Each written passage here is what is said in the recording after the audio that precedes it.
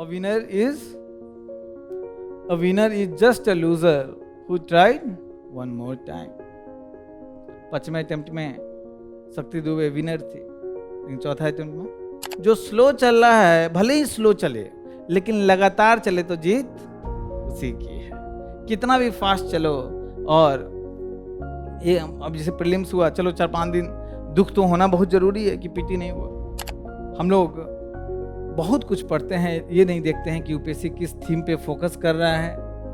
और साथ में एक बहुत मेजर प्रॉब्लम जो है स्टूडेंट्स में, जैसे प्रीलिम्स के पहले क्या होता है, एक दिन पहले या एक सप्ताह पहले कि इस बार तैयारी नहीं हो पाया है, अगले बार अच्छे से करेंगे, चाहे आपका लाख तैयारी हो जाए। मेंस में मैं आपको बता रहा हूँ 1 महीना पहले से वो फीलिंग आने लगता है।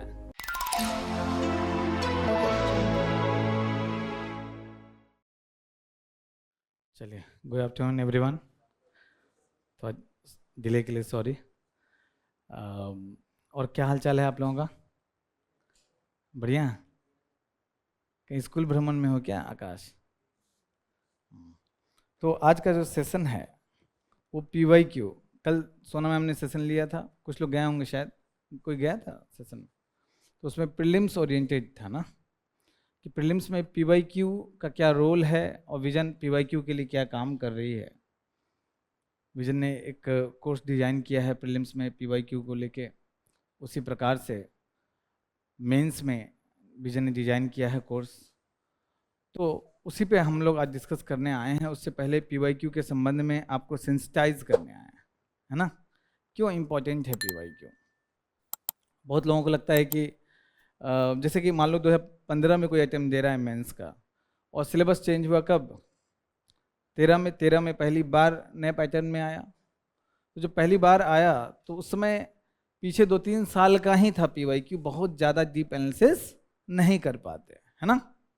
लेकिन फिर भी उस समय भी जो समझदार बच्चे थे, जो समझदार स्टूडेंट थे, वो पुराने जो PYQs हैं, जो सिलेबस पैटर्न चेंज होने के पहले के PYQs थे, उनको डिटेल एनालिसिस करते थे।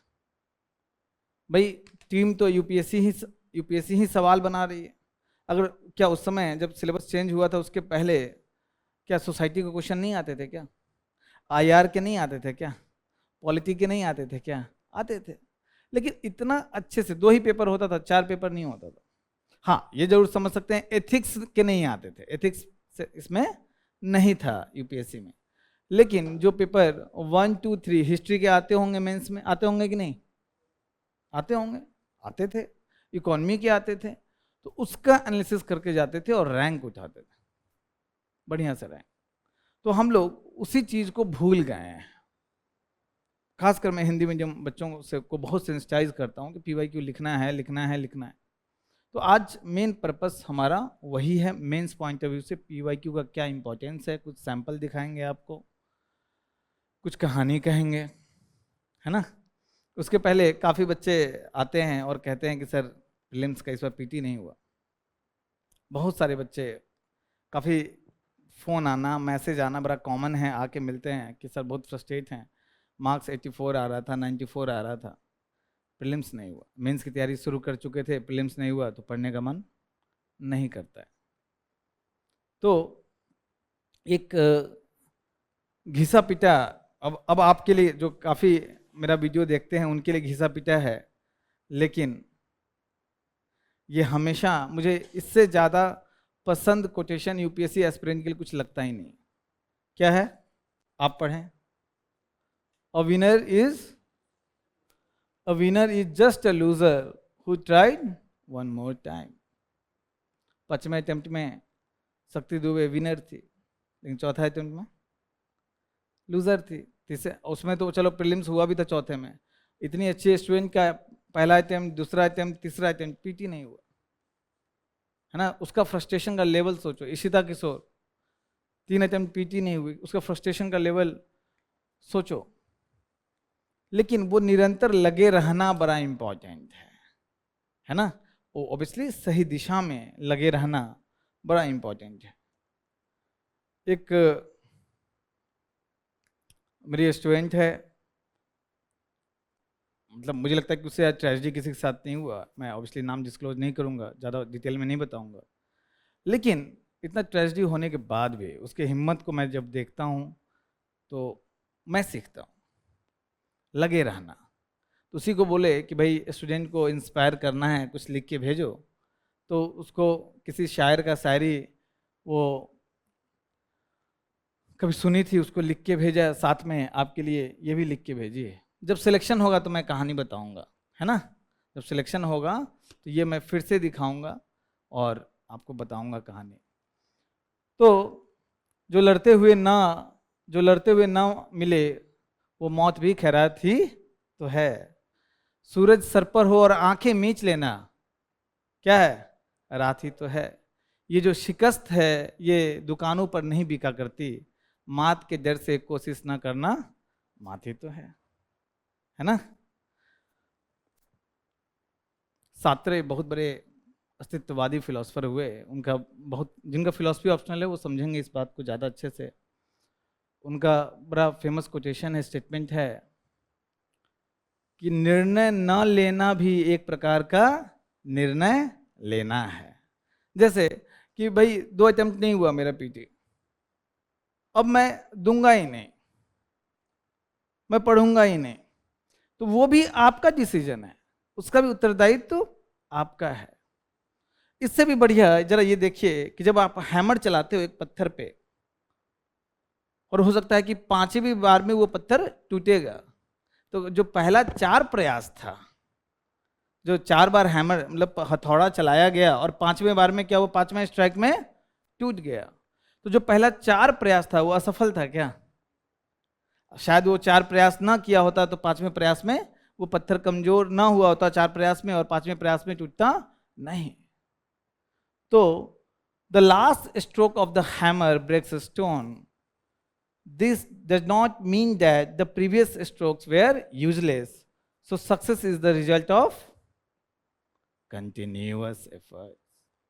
इसलिए हम हमेशा बोलते हैं कि कछुआ ही निकालता है सिलेक्शन, खरगोश वगैरह नहीं। हम तो खरगोश थे।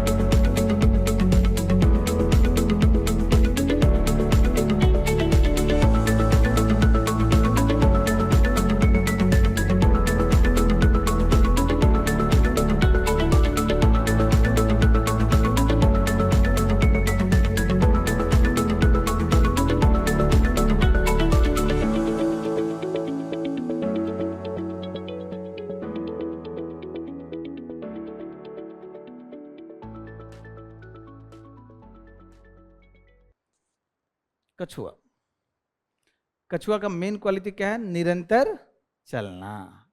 धीरे चलना क्वालिटी नहीं है। कौन सा क्वालिटी है? निरंतर चलना। वो जो कहानी है खरगोश और कछुआ का, याद रखिए, वो आपको कॉन्ट्राडिक्शन दिखाना चाह रहा है। क्यों? पंचतंत्र में जहां भी वो कहानी लिखा गया तो उसमें कछुआ और खरगोश को ही क्यों लिया गया? क्योंकि आपको कंट्राडिक्शन बताना था कि एक बहुत तेज चलता है और एक बहुत स्लो चलता है, लेकिन तब भी जो स्लो चल रहा है भले ही स्लो चले लेकिन लगातार चले तो जीत उसी की है। कितना भी फास्ट चलो, और ये अब जैसे प्रीलिम्स हुआ, चलो 4-5 दिन दुख तो होना बहुत जरूरी है कि पीटी नहीं हुआ। अगर दुख नहीं हो रहा ये भी प्रॉब्लम है, मतलब हार्मोनल कुछ प्रॉब्लम है, या फिर तैयारी कर ही नहीं रहे हो, बकैती कर रहे हो। सच ऑब्वियस कि दुख होना ही है, थोड़ा फ्रस्ट्रेशन भी होना है, लेकिन इस चीज को हावी होने नहीं देना है ना। है तो पीवाईक्यू का सेक्शन, लेकिन जानबूझ के मैंने प्लान किया कि 5-10 मिनट इस पे बात करूं, क्योंकि कुछ ज़्यादा ही मैसेज आ रहा है ज़्यादा ही लोग परेशान हैं। इस बार तो मैं आपको दोष भी नहीं देता हूँ, सच बता रहा हूँ। जिनके 104 नंबर आए हैं, सीसेट में 98 मार्क्स आए हैं, उनके भी प्रीलिम्स नहीं हुए, और जिसके 87, एक स्टूडेंट के 88 बन रहे थे जीएस में, उसका हो गया। अब कैसे हुआ आई डोंट नो। तो इस बार तो कट ऑफ प्रिडिक्ट भी नहीं कर पा रहे हैं, आपका दोष नहीं है। यूपीएससी का जो ओपेक सिस्टम है, अपारदर्शी सिस्टम है, उसका दोष। आप समझ पा रहे हैं मेरी बात? तो लगे रहना है, इतना लगे रहना है कि जिस साल प्रीलिम्स हो उस साल सिलेक्शन हो। एक स्टूडेंट है, वो 2-3 मेंस लिख चुका है, कल मिलने आया था, एसएससी में जॉब भी करता है, एसएससी निकाले हुए। उसकी मेंस की तैयारी नहीं थी तो ऑब्वियसली 3 बार इंटरव्यू कॉल नहीं आया। पिछली बार उसकी मेंस की तैयारी हम लोग अच्छे से करा रहे थे, और उसका था कि सर मैं तो प्रीलिम्स ऐसे ही हो जाता है, टेंशन नहीं है, थोड़ा पढ़ेंगे 2-3 महीना हो जाना चाहिए। इस बार पढ़ा, मार्क्स भी अच्छे आ रहे थे, और मैंने तो मेंस की तैयारी भी उसकी शुरू करा दी थी, प्रीलिम्स नहीं हुआ। तो कल बोल रहा है कि सर अब समझ में आता है कि आप क्यों कहते हैं कि मेंस की कंप्लीट तैयारी होनी चाहिए, कि जिस साल प्रीलिम्स हो उस साल सिलेक्शन हो। 3 बार उसका प्रीलिम्स हुआ, मेंस की तैयारी नहीं थी, और इस साल उसको बहुत बुरा लग रहा है क्योंकि मेंस की तैयारी थी और प्रीलिम्स नहीं हुआ। और जब एक बार बीच में प्रीलिम्स नहीं हुआ तो अगली बार वो कॉन्फिडेंस गिर जाता है कि पता नहीं अगली बार निकले कि नहीं, है ना। तो इसलिए मेंस की जम के तैयारी करना आपका दायित्व है, और खासकर इस टाइम पे। 1-2 बच्चे अभी प्रीलिम्स की तैयारी शुरू कर दी, नहीं, इस मेंस तक 25 के मेंस को ये सोचना है कि मैं भी मेंस लिख रहा हूं, और उस टेम्परामेंट से तैयारी करना है कि मैं भी मेंस लिख रहा हूं। तो अगर इस बार मेंस लिखने वाले, एक्चुअल मेंस लिखने वाले बच्चे अभ्यास ज्वाइन करेंगे तो आपको भी करना चाहिए। अगर अभ्यास नहीं तो कम से कम परीक्षण। परीक्षण जानते हैं आप क्या है? परीक्षण, विजन का परीक्षण एक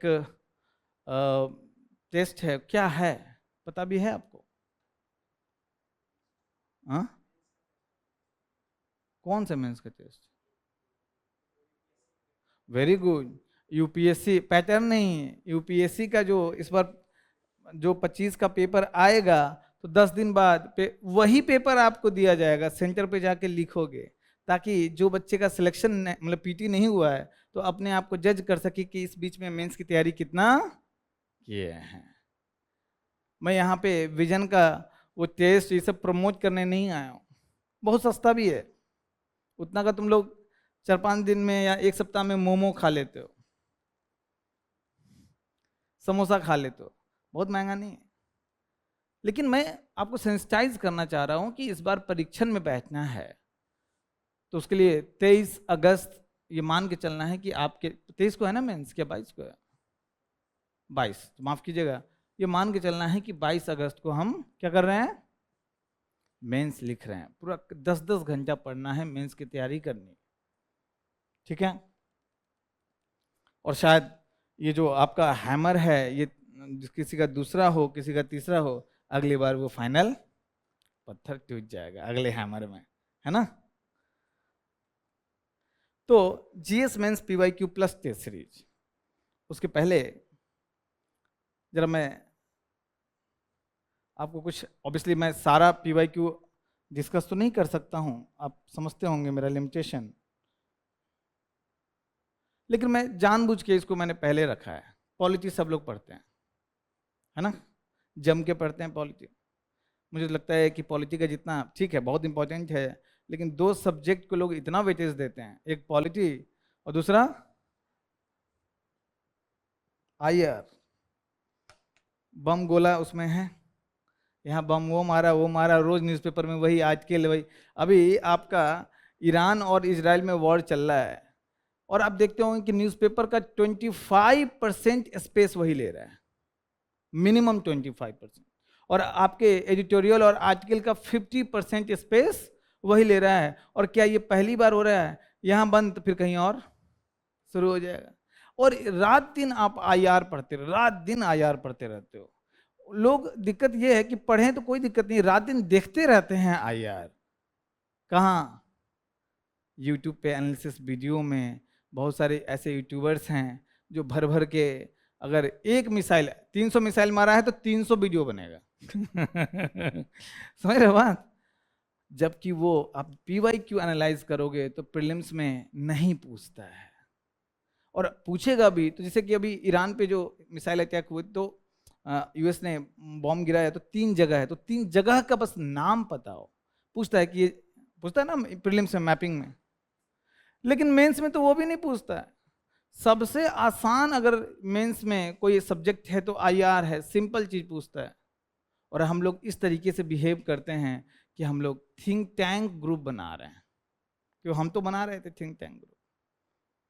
इंडियन ऑब्जर्वेशन फाउंडेशन ORF का वीडियो देख रहे हैं, राज्यसभा टीवी का रात दिन वीडियो देख रहे हैं, क्यों? गलती क्या थी?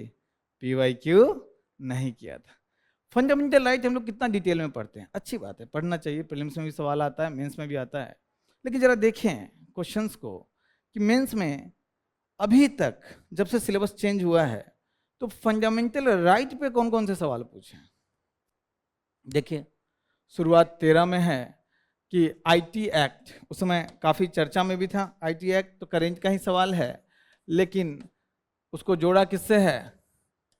आर्टिकल 19। और स्पेसिफिक हो जाओ तो कौन से आर्टिकल से जोड़ा है? आर्टिकल 19(1) फ्रीडम ऑफ एक्सप्रेशन, अभिव्यक्ति की स्वतंत्रता। अब देखो आगे आओ तो 2014 में सवाल पूछा है, वाक और अभिव्यक्ति की स्वतंत्रता की संकल्पना से क्या समझते हैं? सिंपल सवाल, उस समय नया नया सिलेबस चेंज हुआ था तो क्वेश्चन का जो लेवल था बहुत ऊपर नहीं था, डायरेक्ट सवाल भी आते थे। इस परिधि में घृणा वाक भी आता है। भारत में फिल्में अभिव्यक्ति के अनुरूप में तनिक भिन्न स्तर पर क्यों है, चर्चा करें। अब ये किस आर्टिकल पे है फंडामेंटल राइट में? आर्टिकल 19(1) क्या रिपीट हो गया? क्वेश्चन रिपीट नहीं है, थीम रिपीट हो गया। बताइए, तो इससे क्या मालूम चलता है कि अच्छा, न्यूज़पेपर हम पढ़ रहे हैं तो जहां फ्रीडम ऑफ एक्सप्रेशन से रिलेटेड कोई सुप्रीम कोर्ट के कोई डिसीजन आए या आर्टिकल आए, एडिटोरियल आया, कमेंट सेक्शन में अच्छा खासा इससे लिखा गया, उसको हमको पढ़ना है, उस पर ध्यान देना है, उसको छोड़ नहीं सकते हैं आर्टिकल 19(1)(a) को, है ना? चलो, तो ये तुम्हारे 2 साल लगातार पूछ दिए गए। उसके बाद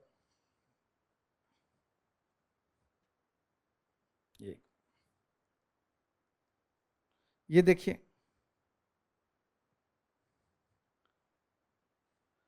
भारत के, अब ये 2022 में पूछा है सवाल। अच्छा, ऐसा नहीं सब करेंट में रहा होगा, सब कुछ करेंट में रहा होगा, लेकिन फिर भी क्या पूछ रहा है? भारत के संपूर्ण क्षेत्र में निवास करने और विचरण करने का अधिकार, है ना? फंडामेंटल राइट से, कौन बताएगा मुझे किस आर्टिकल से संबंधित है? आर्टिकल 19, आगे 1, आगे D, है ना? स्वतंत्र रूप से विचरण करने का अधिकार किससे सवाल है? आर्टिकल 19 से है कि नहीं? फिर से है इसमें, नो डाउट ए की जगह क्या हो गया? D हो गया। फिर आगे देखिए, स्वच्छ पर्यावरण के अधिकार में दिवाली, और दिवाली में फटाखा फोड़ना बहुत कंट्रोवर्सी भी हुआ था, चर्चा में भी था, किससे जोड़ा? आर्टिकल 21। आगे, निजता का अधिकार, पुट्टा स्वामी केस का निर्णय आ चुका था 2017, तो करेंट में तो बड़े स्तर पे करेंट में था, इतने आर्टिकल आए उस समय, है ना? और निजता का अधिकार दोबारा कौन सा आर्टिकल? इसके अलावा फंडामेंटल राइट से और कोई छठा सवाल नहीं पूछा, यही सवाल पूछे हैं मैंने। अब आप बताइए, ये तो समझ में आ गया कि भाई इतने आर्टिकल हैं। आर्टिकल हम लोग 12 से शुरू करते हैं, कहाँ तक? 35 तक फंडामेंटल राइट में। केशवानंद भारती केस जब पढ़ते हैं तो आर्टिकल 12, 13, उसके बाद 31, 31 खूब डिटेल में पढ़ते हैं, बड़े स्तर पे पढ़ते हैं। लेकिन आप देखिएगा बहुत वो सब चीज़ नहीं पूछता है। केशवानंद भारती केस आपसे नहीं पूछ रहा है क्या? जबकि उसकी कहानी रट्टा मारते हैं हम लोग, क्लास में डिक्टेट कराया जाता है। ये 19 और 21 से डायरेक्ट बस सवाल पूछा है। इसका कतई मतलब नहीं है कि दूसरे फंडामेंटल राइट वाले टॉपिक को आपको नहीं करना है, लेकिन प्रायोरिटी डिसाइड हो जाएगा। वो न्यूज़पेपर है, 1-1.5 घंटा ही डेली पढ़ना है, तो ये डिसाइड हो जाएगा कि किस पे हमको ज़्यादा फोकस, किस आर्टिकल पे ज़्यादा फोकस करना है, किस न्यूज़ में हेडिंग पढ़ के निकल जाना है, ये भी क्लियर कट होना चाहिए। वहाँ से आपको डिसाइड हो जाएगा। मेरी बात समझ पा रहे हैं आप? तो यही जो ब्लूप्रिंट मैं ऑब्वियसली आज बनाऊंगा नहीं, मैंने जानबूझ के अपने पुराने वीडियो से छाप के लाए हैं ब्लूप्रिंट। मुझे लगता है अधिकतर बच्चे ये ब्लूप्रिंट जानते हैं। आप नए हैं, आप जानते हैं ब्लूप्रिंट? नहीं? और कोई जो नहीं जानता है? आप भी नहीं जानते, आप भी नहीं जानते। बेसिकली ये ब्लूप्रिंट एक प्रोसेस है, एक प्रोसेस मैंने बताया है जो सारे टॉपर करते हैं, सारे टॉपर बोलते हैं। उसको बस मैंने क्या किया, फोटो बना दिया उसका, उस प्रोसेस का खाका खींच दिया है बस, और कुछ नहीं। तो इस प्रोसेस में अब देखिए कि क्लास नोट्स, प्रिंटेड नोट्स जो भी है आपका क्लास में पढ़ाया जाता है, क्या है वो? फाउंडेशन है। और इसी फाउंडेशन के बदौलत डायरेक्ट यूपीएससी मेंस में चले गए तो मार्क्स कितना आएगा? 250 से 300 के बीच में, इन जनरल 280 के आसपास आता है। 7 चौक 28, 70 नंबर का एवरेज, 75 नंबर का एवरेज, उससे ऊपर नहीं। कोई किसी भी कैटेगरी में कहीं भी इंटरव्यू कॉल नहीं आएगा। तो मैं हमेशा सबको कहता हूं कि जो बच्चे हैं, स्टूडेंट हैं, उनके साथ मेजर प्रॉब्लम क्या है कि जो घर का नहीं, फाउंडेशन किसको बोलते हो? घर में किसको बोलते हो फाउंडेशन? आकाश, बुनियाद को, नींव को। वो नींव में लोग पलंग लगा के सो रहे हैं कि यही तो मेरा घर है, बारिश आएगा, धूप आएगा, बच पाएगा, तूफान आएगा, बच पाएगा? नहीं, लोग पलंग लगा के सो रहे हैं। तो मैं सबको कहता हूं कि उस फाउंडेशन में आपको दीवार और छत देना बहुत जरूरी है, जिसमें आपका 600 से 800 टॉपिक का सिलेबस को देखते हुए आपको शॉर्ट नोट्स बनाना होता है। उसमें ये सब भी आ जाएगा। कौन सा? आपका जो अभी मैंने फंडामेंटल का आर्टिकल 19, 21 सब बताया, वो सब भी आ जाएगा।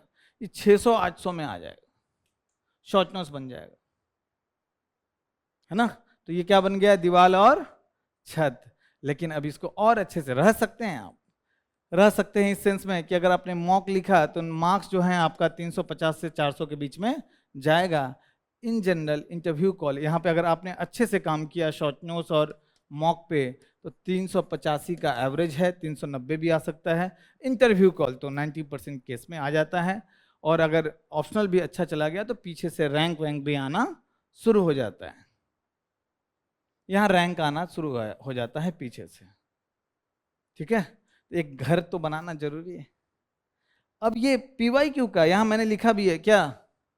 Deep analysis. ये पुराना है, नया लिख के नहीं आया, बच्चों को पता होगा, है ना? एक बार 20 दिन पहले शायद सेशन भी हो चुका है, 15-20 दिन पहले।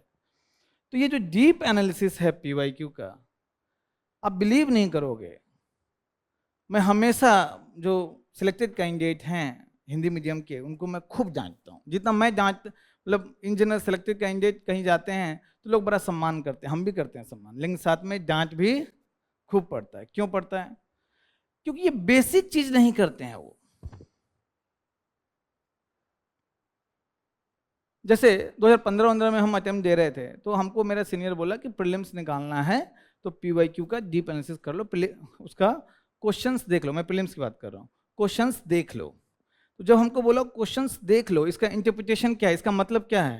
क्वेश्चन पढ़ लें कि सॉल्व करें, उसके सारे ऑप्शन को देख के एनालाइज करें। वो जब बोला कि पुराने सवाल देख लो, इसका क्या मतलब है?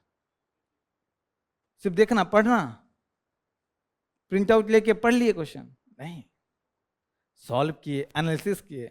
इसका फायदा हमको प्रीलिम्स में बहुत हुआ, खूब नंबर आया। ऐसा ही हमको कोई बोला कि मेंस में जो पीवाईक्यू है उसको देख लो, वहां हम इंटरप्रिटेशन गलत कर दिए। देख लो का मतलब पढ़ लिए। अच्छा आजकल 19 पे, अच्छा 21 पे है, कोई ना उसका शॉर्ट नोट्स बनाए, ना उसको कभी सॉल्व किए, ब्रेन स्टॉर्मिंग भी किए, बहुत मोटा मोटी किए, कभी प्रायोरिटी पे रहा ही नहीं है पीवाईक्यू। आप समझ में आ रहा है आपको? तो हिंदी मीडियम में प्रीलिम्स का पीवाईक्यू को लेके सेंसिटाइजेशन आ चुका है, मैं आपको बता दूं। इंग्लिश मीडियम में तो है खूब अब करते हैं लोग। हम लोग भी इतना चिल्ला चिल्ला के गला फाड़ के बोलते हैं कि भाई करना पड़ता है, करवाते हैं बच्चों से। मेंस में जो इंटरप्रिटेशन है कि भाई इसको पीवाईक्यू का डीप एनालिसिस कीजिए, आपको मैं बता दूं सिलेक्टेड कैंडिडेट भी ढंग से नहीं करता। सिलेक्टेड कैंडिडेट, अब मैं नाम नहीं बोलूंगा, कहीं वीडियो उसके पास पहुंच जाएगा, तो जितने सिलेक्टेड कैंडिडेट, मेरे पहचान में बस एक स्टूडेंट जिसका मेंटरशिप किए, कृतिका मिश्रा ने इसको जम के किया था, उसका रिजल्ट आया उसके 420 नंबर। ये हवा में नहीं लिखा हुआ है, 100 बच्चों के सैंपल पे लिखा हुआ है, सैकड़ों बच्चों के सैंपल पे ये हम डेटा दे रहे हैं, आए भी उसके 420। लेकिन और भी जो भी बच्चे आप स्टूडेंट जानते हैं जो सिलेक्ट हुए हैं, मैं तो मतलब 50 स्टूडेंट हिंदी मीडियम को जानता हूं जो सिलेक्ट हुए हैं, ये काम नहीं किया। समझ में आ रहा है आपको? हाँ सर कर लेंगे कर लेंगे सर, देख रहे हैं देख रहे हैं मतलब पढ़ रहा है क्वेश्चन को पढ़ रहा है, ये मेजर इशू है। समझ में आया? उसके तो जब पीवाईक्यू का एनालिसिस कीजिएगा तो जो घर बना था आपका एकदम रॉ था, ईंट दिख रहा था, उस पर प्लास्टर और पेंट हो जाएगा, थोड़ा रहने लायक बन जाएगा। लास्ट स्टेप बताए थे कि जो टॉप 100 आना है वो टॉपर्स कॉपी डीप एनालिसिस करना है। ये टॉपर्स कॉपी डीप एनालिसिस भी किस मीडियम का? English medium. क्यों? मुझे हिंदी मीडियम से नफरत है, मैं हिंदी मीडियम को पसंद नहीं करता हूँ। अरे जान दे रहा हूँ हिंदी मीडियम के लिए अपना, रात दिन लगे रहते हैं स्टूडेंट के बीच में, हिंदी मीडियम के स्टूडेंट के बीच में कि रिजल्ट सुधरे रिजल्ट सुधरे। लेकिन एज ए गाइडेंस देने वाला हम भी ये गलती किए हैं, गाइडेंस देने में गलती किए हैं 3 साल पहले तक, कि उसको जो हिंदी मीडियम टॉपर है उसकी कॉपी एनालिसिस करवा रहे हैं, जिसको खुद कितने मार्क्स आए हैं, 420 है या 400 नंबर है, 395 नंबर है, इसकी एनालिसिस करा रहे हैं। तो क्या हिंदी मीडियम जो इसको करेगा उसको 450 कभी आएगा? नहीं आएगा। तो बेसिक गलती हो रही थी, बोले यार क्या गलती कर रहे हैं। एक इंग्लिश मीडियम का ही बंदा बोला कि क्योंकि मुझे लगता था कि हिंदी मीडियम में कम नंबर मिलता है, बोला नहीं भैया। उसने जब कॉपी पढ़ा तो मुझे बोला कि भैया आप इंग्लिश मीडियम की कॉपी करवाइए, उन बच्चों का लेवल, क्षमता निर्माण, कैपेसिटी बिल्डिंग ऐसा कराइए कि इंग्लिश मीडियम टॉपर की कॉपी समझ सकें, उससे पॉइंट्स नोट डाउन कर सकें। तो इंग्लिश, क्योंकि अगर लाते हो 460 नंबर, हिंदी मीडियम का कोई लड़का लाता है 460 नंबर, तो हम कराएंगे उसका एनालिसिस, मुझे हिंदी मीडियम से कोई दिक्कत है नहीं। लेकिन आप ला नहीं, आप मतलब हिंदी मीडियम टॉपर नहीं ला पा रहे हैं। उसका मेन कमी यही है कि वो लगातार गलती होता जा रहा है। वो इंग्लिश मीडियम का टॉपर का कॉपी करना पड़ता है, 50-60 कॉपी करना पड़ता है, साल भर का प्रोसेस है। तो इसमें फिर रैंक भी आता है ना। आप समझिए कि 400 के ऊपर, ऐसे ही 400 में अगर ऑप्शनल अच्छा है तो रैंक आ जाता है, लेकिन जैसे कि अर्पित को 396 नंबर थे, अर्पित को 136वां रैंक आया है ना। मोहनलाल के तो 386 नंबर ही थे जीएस में, लेकिन ऑप्शनल में 313 हो गया, तो ऑप्शनल में एक्सेप्शनल नंबर है, 50 नंबर का लीड हो गया ऑप्शनल में, इसलिए रैंक आया 53। लेकिन आप देखिएगा मोहनलाल के आसपास इंग्लिश मीडियम के बच्चों का जरा जीएस में मार्क्स कितना है 440, 450, 430 आसपास। तो ये समझना बहुत जरूरी है कि हम लोग गलती क्या करते हैं, एक तो इन जनरल हिंदी मीडियम के बच्चे टॉपर्स कॉपी एनालिसिस करते नहीं हैं, अगर किए भी तो 4-5 टॉपर का 4-5 कॉपी अभ्यास वाला देख लिया, वो भी कौन सा मीडियम? हिंदी मीडियम। ये टॉपर्स कॉपी, बहुत सारे बच्चे फाउंडेशन शुरू हुआ नहीं कि टॉपर्स कॉपी एनालिसिस करना शुरू कर दिया, पचा नहीं पाओ। तुमको लगेगा कि पचा रहे हैं, पचा नहीं पाओगे। लास्ट ये आपके प्रिपरेशन का लास्ट स्टेज होता है, जब आपकी क्षमता 380 375 नंबर लाने की हो जाती है, उसके बाद टॉपर्स कॉपी करना होता है। ये टॉपर्स कॉपी है क्या? जो आपने प्लास्टर और पेंट करके घर बनाया, अब उसमें एसी लगाओगे, ये टीवी लगाओगे, कैमरा लगाओगे, गुलदस्ता लगाओगे, झूमर लगाओगे, ये सजावट है, फाइनल टच। लेकिन अगर कोई फाउंडेशन कर रहा है, नींव है, उसमें झूमर खरीद के लाएगा, कहाँ लगाएगा झूमर? एसी खरीद के ले आएगा, कहाँ लगाएगा एसी? लगा पाएगा? नहीं लगा पाएगा। तो इसीलिए ये प्रोसेस है, इसी तरीके से जाते हैं। हाँ, ये जो मॉक टेस्ट है, इस सब पैरेलल प्रोसेस। पैरेलल प्रोसेस का मतलब ऐसा नहीं कि सर जब फाइनल हो जाए टॉपर्स कॉपी तब हम करेंगे मॉक, नहीं। इसलिए देखो ये पैरेलल प्रोसेस है, ये सब पैरेलल प्रोसेस नहीं, इसके बाद ये। लेकिन ये जब आप फाउंडेशन भी कर रहे हो तब भी लिखना है, शॉर्ट नोट्स बना रहे हो तब भी टेस्ट लिखना है, पीवाईक्यू कर रहे हो तब भी टेस्ट लिखना है, टॉपर्स कॉपी एनालिसिस कर रहे हो तब भी टेस्ट लिखना है। नए बच्चे, आप लोग समझ में आया? हाँ, आपको ये एहसास हुआ है कि जो आप सोचते हैं यूपीएससी के बारे में, जो नोम चॉम्स्की बहुत बड़े भाषाविद हुए, अभी जिंदा हैं, अभी यूएस में, बड़ा क्रिटिकल व्यक्ति हैं, अपने गवर्नमेंट को ही बहुत ज़्यादा क्रिटिसाइज करते हैं वो। उनका बड़ा फेमस कोटेशन है, we don't know that we don't know. हम नहीं जानते हैं कि हम नहीं जानते हैं। बेसिकली एज ए स्टूडेंट जब मैं भी था तो हमें पता ही नहीं था कि मुझे पता नहीं है। जिस दिन ये पता चल जाए कि हम गलत रास्ते में हैं, तब तो सही रास्ता लेंगे। तो प्रीलिम्स खत्म हुआ, नहीं हुआ, फिर लक्ष्मीकांत रिवीजन करना शुरू, उससे कुछ नहीं होने वाला है। वो रैट रेस है, चूहों की दौड़ है, वो उससे बाहर निकलना पड़ेगा और आपको इस प्रोसेस से जाना पड़ेगा।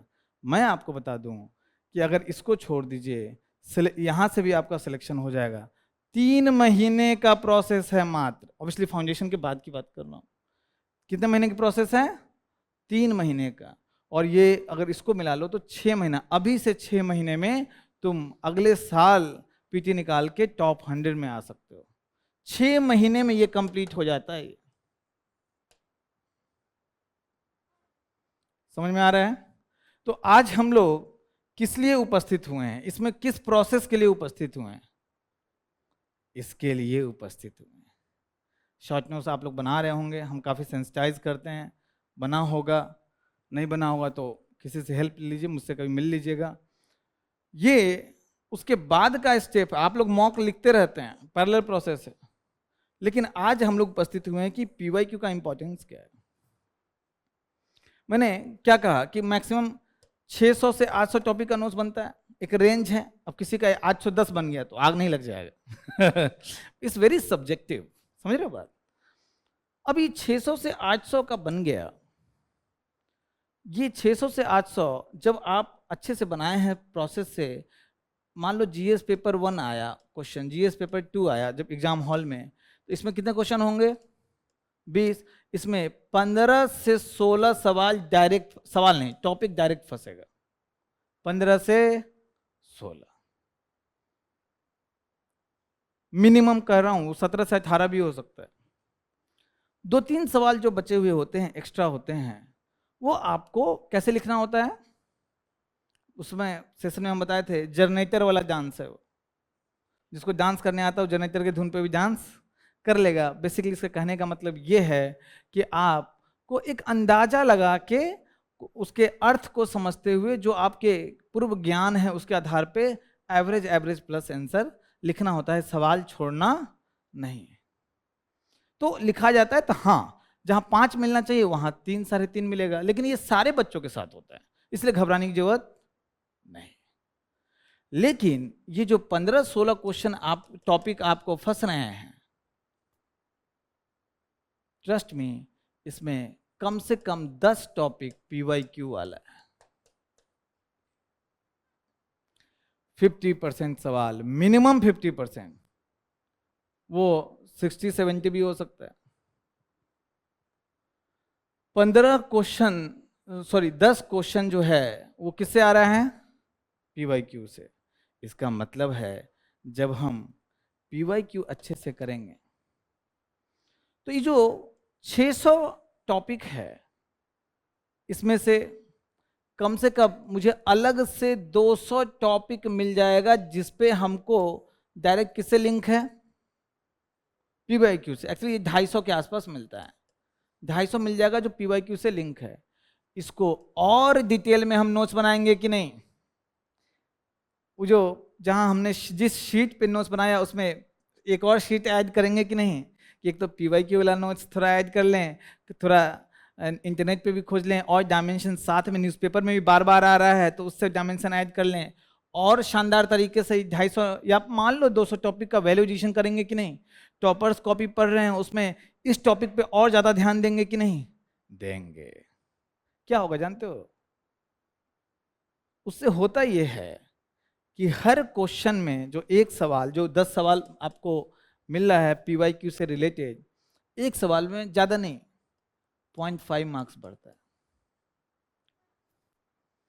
तो ऑब्वियस है सर इतना माथा पच्ची क्यों करे, 0.5 तो है। एक पेपर में कितना नंबर? 5 नंबर। 4 पेपर में कितना नंबर? 20 नंबर। इसलिए तो हम मजाक में थोड़ी ना लिखे हैं ये। 400 जो आपके आने की क्षमता थी वो 480 नहीं हो जाएगा। कहाँ जाएगा? 420, 425। कृतिका मिश्रा कितने आए? 420। नारायण के कितने आए? 421। सब PYQ वाला है। शॉर्ट नोट्स बनाने के बाद आधा नंबर। और ये मैं GS की बात कर रहा हूँ। PYQ GS से भी ज्यादा इंपॉर्टेंट ऑप्शनल में, खासकर हिंदी साहित्य, हिस्ट्री। 75, यहाँ 50% बोल रहा हूँ, वहां 75%, 80% सवाल PYQ से आते हैं। आपने कभी देखा है? अरे देखे हो विकास, उधर पूनम, अक्षिता, कभी देखे हो PSIR का? तुम PSIR ऑप्शनल है, कहीं PYQ देखी हो? नहीं देखी हो, एनालिसिस नहीं किया। तो देखने का मतलब हम बोल रहे थे कि एनालिसिस किया है कि नहीं। तुम भी पढ़ी होगी, है ना? एक बार क्या हुआ कि एक बच्चा था, उसको माता जी ने कहा कि छत पे रहो, और जो दही का कंटेनर है देखना कोई बिल्ली खा के ना खाए, थोड़ा इसका रक्षा करो, हम आते हैं 15 मिनट में। तो बच्चा डंडा लेके खड़ा हो गया, बिल्ली देख रही है, बिल्ली को भगाने के लिए। तब तक क्या हुआ? कुत्ता आ गया। बच्चों को कुत्ते को भगाना चाहिए कि नहीं? मम्मी ने कहा है कुत्ते से बचाने के लिए? नहीं, तो कुत्ता को खाने दिया। मम्मी बोली कोई तुम बिल्ली खा गए ना? मम्मी बिल्ली नहीं खाया, कुत्ता खाया, है ना? इसी को बोलते हैं इंटरप्रिटेशन। आपको स्ट्रिक्ट इंटरप्रिटेशन नहीं लेना है कि PYQ देख लेना। देख लेने का मतलब पढ़ना नहीं है, उसका इंटरप्रिटेशन ये है कि उसको एनालिसिस करना प्लस सॉल्व करना। आज हम बताएंगे कि इसका 2 मीनिंग है। तो शिक्षा बहुत उदास हो, क्या हुआ? तो PYQ आपको एक, जो मैंने कहा कि ओवरऑल 20 मार्क्स का यहाँ फायदा होगा, और ऑप्शनल में 30 नंबर का मिनिमम फायदा। मिनिमम कितना? 30 नंबर का। 50 नंबर का अंतर है। ये जो यहाँ 400 के ऊपर एक नंबर 10 रैंक ऊपर करता है, 20 नंबर 200 रैंक ऊपर करता है। जो आपका रैंक 500 आने वाला था वो 300 आएगा, जो 300 आने वाला था वो 100। मेरी बात समझ पा रहे हैं? तो लड़ाई एक एक नंबर की होनी चाहिए, पागल की तरह, दीवाने की तरह, जुनून पूरा। एक एक हमको एक नंबर बढ़ाना है तो बढ़ाना है। यहाँ तो 20 नंबर, 25 नंबर, 25 भी बढ़ सकता है। इसीलिए PYQ अभी तक हम लोग सेंसिटाइज करते थे शॉर्ट नोट्स पे, मॉक पे, आज स्पेशल सेशन ले रहे हैं PYQ। समझ में आया? क्या होता है कि एग्जामिनर के दिमाग में कि कैसा सवाल पूछेगा, किसी भी कोचिंग का जो टेस्ट सीरीज होता है तो वो भाई उसकी टीम सेट करती है, UPSC का अपना टीम सेट करती है। तो मॉक में क्या होता है कि सरप्राइज एलिमेंट होता है कि भाई बिल्कुल नया तरीके का सवाल पूछ देगा, लेकिन आपको उसके दिमाग में प्रवेश करना है। कौन? जो क्वेश्चन सेट कर रहा है। तो क्या देखना पड़ेगा? उसके पुराना ट्रेंड, उससे बात करने का मौका है क्या?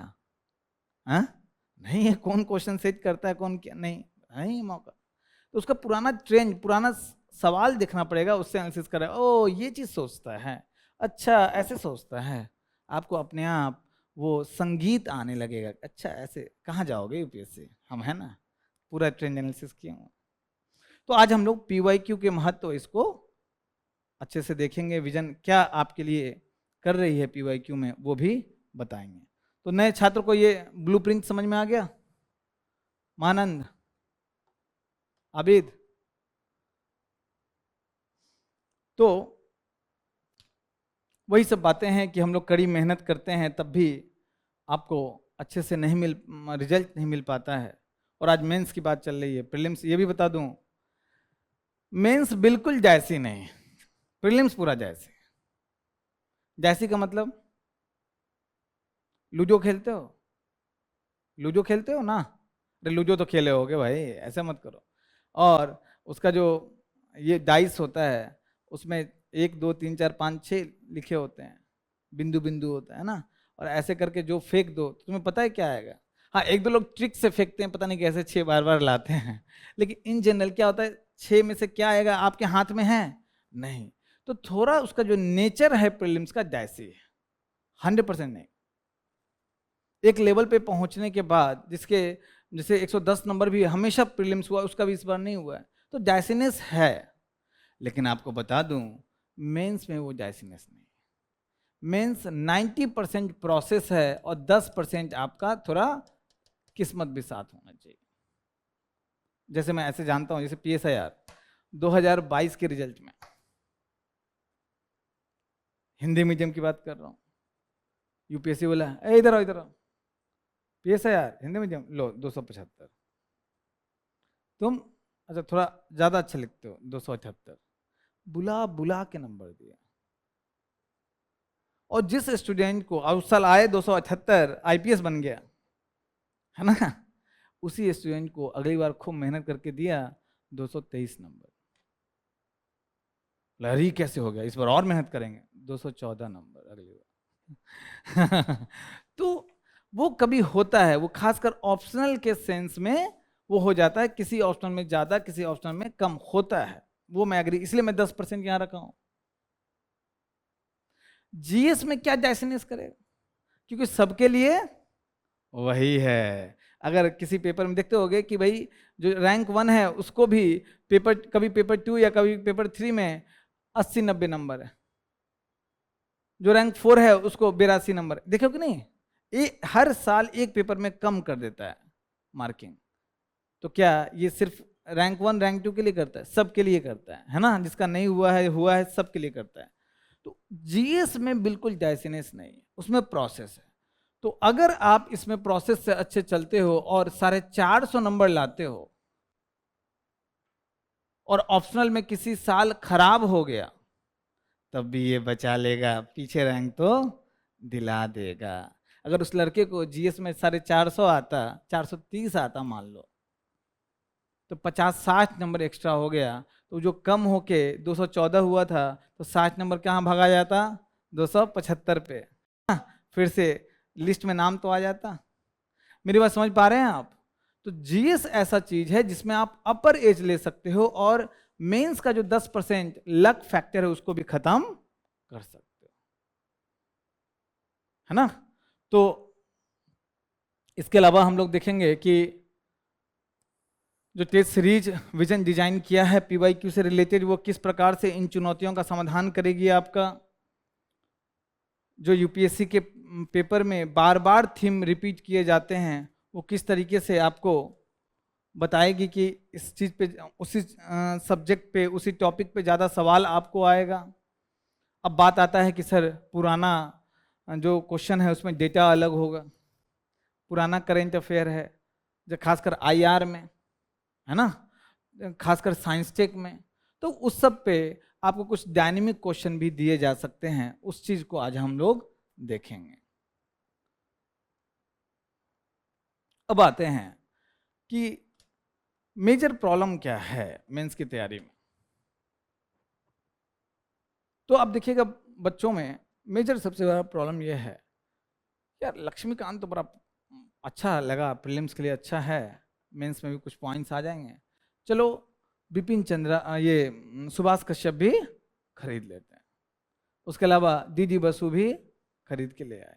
सब पढ़ रहे हैं, सब पढ़ा, समझ में आया लेकिन दिमाग में रिटेन नहीं हुआ। अरे ये फलाना कोचिंग का ये जो बनाया है, गजब बनाया है शॉर्ट नोट्स। जैसे ही वो लिया तभी दिखा कि कोई टॉपर का हैंड रिटेन शॉर्ट नोट्स भी बिक रहा है ना। तो यार इससे ज्यादा समझ में इसमें आता है, क्या करें, चलो टॉपर का है ये भी ले लेते हैं। सारे 700 टेलीग्राम चैनल ज्वाइन किए हुए तुम लोग, है ना। एक बच्चा बोला सर इतना थोड़ी ना किए हैं, मात्र 14-15 ही हैं। मेरा कहने का मतलब वही है कि बहुत सारा टेलीग्राम चैनल ज्वाइन किए हो, और उसमें जिद रहता है आप लोगों की पीपीटी पीपीटी चाहिए। इसका पीपीटी कहाँ मिलेगा, इसका पीडीएफ कहाँ मिलेगा, देखते हो कि नहीं। और वो पीडीएफ किसी काम का नहीं, और आपका जो सोर्स है बहुत ज़्यादा बढ़ जाता है। यही नहीं, ये भी एक मेजर प्रॉब्लम है कि भाई डेली मान लो द हिंदू पढ़ रहे हो, आपने क्षमता डेवलप कर लिया, डेली द हिंदू या इंडियन एक्सप्रेस पढ़ रहे हो, अब उसका भी कंटेंट को अपडेट कर रहे हो, तो क्या हो जाएगा, बहुत वास्ट हो जाएगा। साल 2 साल का न्यूज़पेपर का नोट्स मामूली बात है क्या, 1000-2000 पेज तो वही खा जाएगा। हम अपने टाइम पे एवर नोट, गौरव अग्रवाल रैंक 1 2013 में किया था, तो उसने सिखाया था सभी बच्चों को एवर नोट पे नोट्स बनाना। तो लैपटॉप से इंग्लिश में नोट्स बनाते थे एवर नोट पे। अब वो सॉफ्ट कॉपी समझ में नहीं आता कितना लंबा होता चला गया। जब आईआर का प्रिंट आउट निकालना शुरू किए तो यहाँ से लेके इतना मोटा, मतलब 5-6 रजिस्टर हो गए। जो न्यूज़पेपर मिला था सब हम डाल लिए थे। 1000 पेज तो आईआर होगा, और आज हम बच्चों को 50 पेज का नोट्स बनवाते हैं आईआर। तो 1000 पेज को तुम एक बार भी पढ़ पाओगे, नहीं पढ़ पाओगे। तो बहुत ज्यादा सोर्स, बहुत ज्यादा कंटेंट हो जाता है, जबकि कुछ थीम है बार बार रिपीट होते हैं। लेकिन हम लोग क्या करते हैं, अलग अलग जगह से तोड़ मरोड़ करके कंटेंट को बढ़ाते रहते हैं। राज्यसभा टीवी पे डिबेट आया, उसमें कोई कोचिंग वाला उस डिबेट का क्या निकाल देता है, क्या क्या उसमें बात किया गया, एनालिसिस निकाल दिया, उसको भी कॉपी पेस्ट किया। आजकल चैट जीपीटी का सही से उपयोग करना बड़ा अच्छा है, क्योंकि बिना किसी एफर्ट के, यहाँ तो कम से कम न्यूज़पेपर पढ़ना, पर जब पढ़ेंगे तब तो उसको कंटेंट डालेंगे। अब क्या है, बस लिखा कि आरटीआई ऑन इस प्रॉब्लम्स, बोले कितने वर्ड, तो 1000 वर्ड, 500 वर्ड, भर भर के कंटेंट आएगा, कॉपी पेस्ट कर लिए, मालूम चला कभी पढ़ोगे नहीं, क्योंकि बहुत आसान काम है कॉपी पेस्ट करना। तो बहुत ज़्यादा सोर्स हो जाता है, और आपका जो नॉलेज है एकदम खंडित हो जाता है।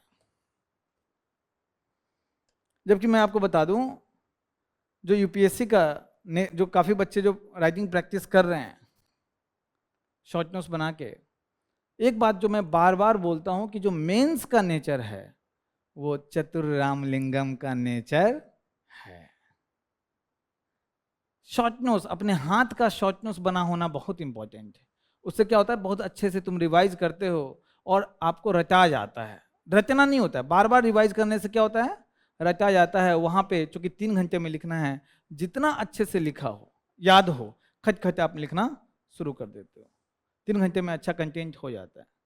तो चतुर रामलिंगम का है, अगर 800 टॉपिक का बनाए और कोई बनाता है 3000 टॉपिक का, और 800 टॉपिक का भी नोट्स एक एक पेज में बनाना होता है ताकि शॉर्ट नोट्स है। और कोई बहुत रिसर्च कर रहा है कि यूनिफॉर्म सिविल कोड यहाँ पे इजिप्ट में कैसा है, यहाँ कैसा है, उसका पूरा आर्टिकल पढ़ रहा है, रैंचो बन रहा है, तो कभी नोट्स बन पाएगा, कभी याद हो पाएगा, नहीं हो पाएगा। यूपीएससी आपसे ये बोलता भी नहीं, नाम ही है जनरल स्टडीज। बहुत ज्यादा आपको डीप जाकर रिसर्च नहीं कर रहा है ना।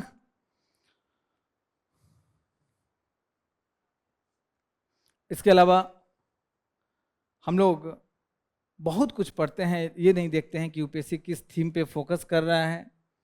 और साथ में एक बहुत मेजर प्रॉब्लम जो है स्टूडेंट्स में, कि आप साल भर खूब पढ़ाई कर रहे हो, दिमाग में ऑरा है प्रीलिम्स प्रीलिम्स प्रीलिम्स प्रीलिम्स, तो उन सब्जेक्ट को जो प्रीलिम्स और मेंस में कॉमन है, जैसे हिस्ट्री हुआ, ज्योग्राफी हुआ, पॉलिटी हुआ, इकोनॉमी हुआ, इसको बहुत ज़्यादा फोकस करते हो, कोई दिक्कत नहीं, कीजिए। लेकिन इसका कतई मतलब नहीं है कि सोसाइटी का नोट्स नहीं बना, सोसाइटी का हम सिलेबस भी नहीं देखें। अरे सोसाइटी में क्या है, एक दो बच्चों को सुने हैं, अरे लिख देंगे, देख ही तो रहे हैं समाज में क्या चल रहा है। 10 में 1 नंबर 2 नंबर मिलेगा, क्योंकि उसके स्पेसिफिक कीवर्ड्स, उसके डेटा, उसकी परिभाषाएं आपने नहीं लिखा है जो दूसरा बच्चा तैयारी करके आया है। तो सोसाइटी, ट्रस्ट में 1 सप्ताह में तैयार होता है सोसाइटी। अगर कोई फाउंडेशन करके आया है जहाँ पे मोटा मोटी उसको पैट्रियार्की और ये सब समझा दिया जाए, जाति व्यवस्था समझा दिया जाए, और सबको पता है ये सब चीज़, लेकिन बस एक टीचर एक बार बता देता है, तो कितने सप्ताह में नोट्स बनता है? 1 सप्ताह में मैक्सिमम, बता रहा हूँ 4 दिन में भी बन जाएगा। और नंबर कितने मार्क्स आते हैं उससे? 60 नंबर। और सोशल जस्टिस 40-50 नंबर। मतलब सोसाइटी सोशल जस्टिस जो 1 सप्ताह, मान लो 10 दिन में तैयार होता है, उससे कितने मार्क्स आते हैं? 100 नंबर का।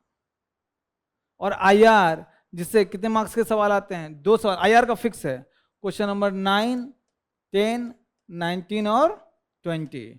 ये 30 नंबर, 15-15, ये 20 नंबर, टोटल कितने हो गए? 50 नंबर। 1000 में 50 नंबर, कितना परसेंट हो गया? 5%। कितना परसेंट हो गया?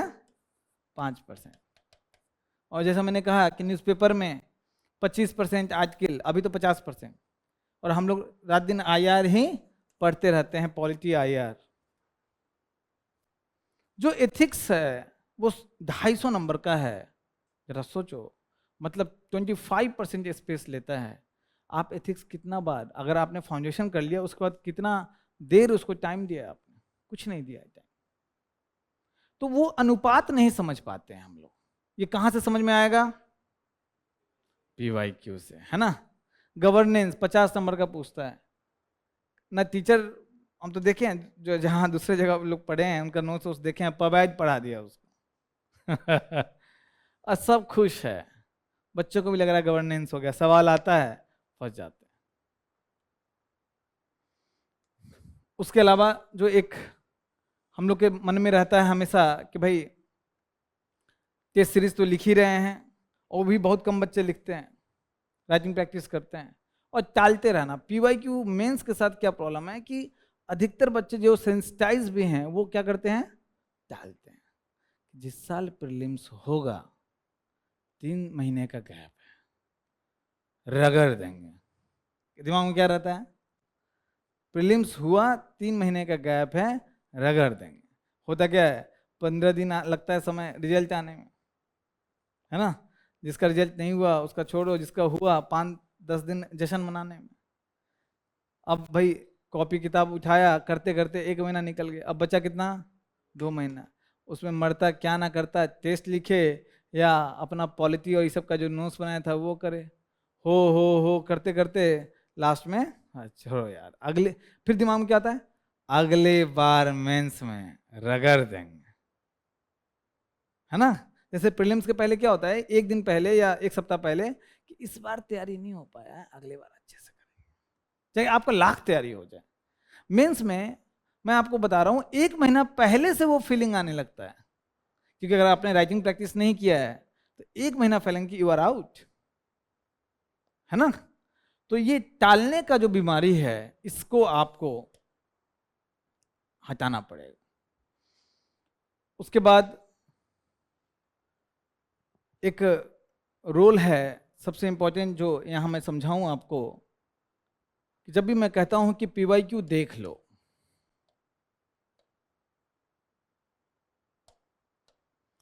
पीवाईक्यू देख लो, इस देख लो का मीनिंग क्या है? इस देख लो का मीनिंग है,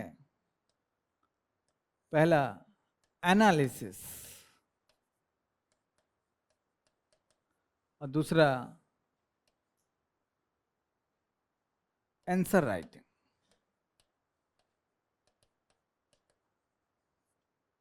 इसको मैं अच्छे से बोलूँ तो बोलूँगा ब्रेन स्टॉर्मिंग। आंसर राइटिंग बाद में आएंगे, इसको बोलेंगे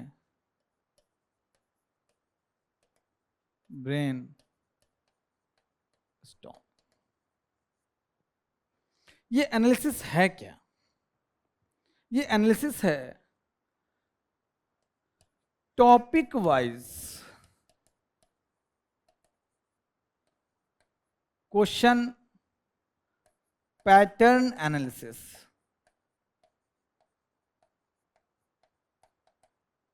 मतलब क्या हुआ? जो मैंने आपको दिखाया कि फंडामेंटल राइट चैप्टर से 5 ही सवाल पूछे, तो अगर मैं इसको ईयर वाइज देता तो आप समझ पाते?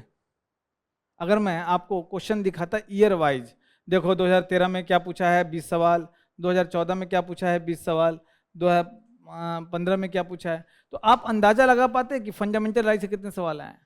नहीं। तो टॉपिक वाइज अगर एक जगह क्वेश्चन है तो आप आराम से वहां पे एनालिसिस कर पाते हो। अच्छा मात्र 5 बार पूछा है, यही 2 टॉपिक पे पूछा है, अरे लिख दिया कि फंडामेंटल राइट, इस 2 टॉपिक का नोट्स और अच्छे से अपडेट करना है और अच्छे से मुझे पढ़ना है। आगे गए संसद, कितने सवाल पूछे, अरे मात्र 3 तरह के क्वेश्चन पूछे गए हैं, आगे लिख दिया 3 तरह के इस टॉपिक पे हमको देखना है। ईयर वाइज क्वेश्चन देखने से समझ में नहीं आएगा। कैसे आएगा समझ में? Topic wise. इसको बोलते हैं एनालिसिस करना। अब है अगला, क्योंकि यूपीएससी का अपना क्वेश्चन है। आपको मैंने आंसर राइटिंग सेशन में बताया था कि किसी क्वेश्चन के आंसर लिखने में सबसे इंपॉर्टेंट कौन सा पार्ट है? हाँ, सुकरात चाचा, याद है? सुकरात क्या बोले थे? सुकरात ने क्या कहा है? Understanding a question is half the answer. मेरे साथ रिपीट करो, understanding a question is half the answer. मतलब आपको डिमांड ऑफ द क्वेश्चन, क्योंकि मात्र 7 मिनट लिखने के लिए एक सवाल है और उसमें डिमांड अगर 2 मिनट लगा दिए, 1 मिनट लगा दिए समझने में, तो बड़ा दिक्कत हो जाएगा। आपकी आदत होनी चाहिए, आपके डीएनए में आ जाना चाहिए कि क्वेश्चन पढ़ते ही डिमांड अपने आप समझ में आ गया। कैसे होगा वो? प्रीवियस ईयर क्वेश्चन जो यूपीएससी खुद 10 साल में दिया है, उसका हर एक क्वेश्चन का क्या करना पड़ेगा? ब्रेनस्टॉर्मिंग। किसका डिमांड क्या है, ब्रेनस्टॉर्मिंग से समझ में आएगा। तो ब्रेनस्टॉर्मिंग में क्या होता है कि क्वेश्चन देखा, इसके भूमिका में ये लिख देंगे, मुख्य भाग में ये लिख देंगे, निष्कर्ष में मुख्य भाग में 2 पार्ट है। इस प्रकार से ब्रेनस्टॉर्मिंग खच खच खच खच हो जाता है। अभी तक खूब चलता था ये ब्रेनस्टॉर्मिंग, लेकिन मैं आपको बता दूं, जो बच्चे कुछ आंसर भी लिखे होंगे, किसी भी क्वेश्चन का सबसे अच्छा ब्रेनस्टॉर्मिंग कब होता है? जब आप आंसर लिखते हो। क्या लिखते हो? आंसर लिखते हो। तो आपको उस पीवाईक्यू का आंसर लिखना चाहिए। अरे भैया, आंसर लिखने में जो मेरा ब्रेनस्टॉर्मिंग होगा वो किसी और चीज में हो पाएगा क्या? नहीं हो पाएगा, क्योंकि पूरा हम टाइम दे रहे हैं उसमें और पूरा उसी ब्रेनस्टॉर्मिंग के अनुसार हम आंसर लिख रहे हैं और वो चेक होके आएगा। तो आंसर लिखने में जो ब्रेनस्टॉर्मिंग है, वो ब्रेनस्टॉर्मिंग नॉर्मल ब्रेनस्टॉर्मिंग में नहीं है। वो क्षमता आपका जो बढ़ाएगा, नॉर्मल ब्रेनस्टॉर्मिंग नहीं बढ़ाएगा। कौन बढ़ाएगा? आंसर लिख के। समझ में आ रहा है? जैसे कि भाई मुझे ट्रेक करना है, मुझे पहाड़ पे जाना है, तो कोई क्या किया कि खड़े होके और ड्रोन उड़ा के और कागज पे मैपिंग कर रहे हो कि पहाड़ पे, अच्छा यहाँ पे झरना है, वहां से जब फिर ड्रोन आगे देख रहे हो, टीम लगा हुआ है। अच्छा उसके बाद टर्न है राइट, ओके राइट टर्न ले लिया, ओके यहाँ पे सीढ़ी चढ़ना, ओके सीढ़ी बनाया हुआ है। अच्छा उसके बाद थोड़ा नीचे डिप जाना है, ओके। तो ये हो गया ब्रेनस्टॉर्मिंग, मैप बना दिया तुम, फ्लो चार्ट फॉर्म में मैप बना दिया। लेकिन एक दूसरा बंदा है, वो लग नहीं, हम चल के एक बार देखते थे। वो खुद गया, चल के देखा, तो कौन ज्यादा उस रास्ते को पहचानेगा? जो खुद गया। बात समझ पा रहे हो? तो इसीलिए सबसे इंपॉर्टेंट है ये आंसर लिखना। मैं सबको बोलता हूं कि भाई नॉर्मल टेस्ट सीरीज का बाप है ये। उसके पीछे के 2 कारण है। एक तो टेस्ट सीरीज की तरह टेस्ट भी लिख रहे हो, तो क्वेश्चन भी लिखा रहा है, और दूसरा किसका क्वेश्चन लिखा रहा है, यूपीएससी का, तो हम किसके दिमाग में प्रवेश कर रहे हैं। वो जो क्वेश्चन बनाने वाले लोग हैं उनको भी नहीं पता कि कैसे दिमाग में लोग प्रवेश कर रहे हैं, हम लोग प्रवेश कर रहे हैं कैसे, उनके क्वेश्चन पीवाईक्यू से। आपको रैंक लाना है तो दो लोगों के दिमाग में प्रवेश करना पड़ेगा। किसके किसके, एक जो क्वेश्चन बना रहा है और दूसरा जो चेक कर रहा है। अभी बनाने की बात कर रहा हूं, ठीक है। तो इससे क्या होगा, डिमांड ऑफ द क्वेश्चन की समझ बहुत विकसित होगी। तो इसीलिए विजन ने ये टेस्ट सीरीज शुरू किया है। कौन सा टेस्ट सीरीज, पीवाईक्यू। अब देखो, हर समय मुझे बकैती करते करते कुछ ना कुछ नया मिल जाता है। अभी मैं आपको जो बता रहा था, यहां आते हैं फिर से। पीवाईक्यू के थ्रू आप क्या कर रहे हो, किसके दिमाग में प्रवेश कर रहे हो, जो क्वेश्चन बना रहा है।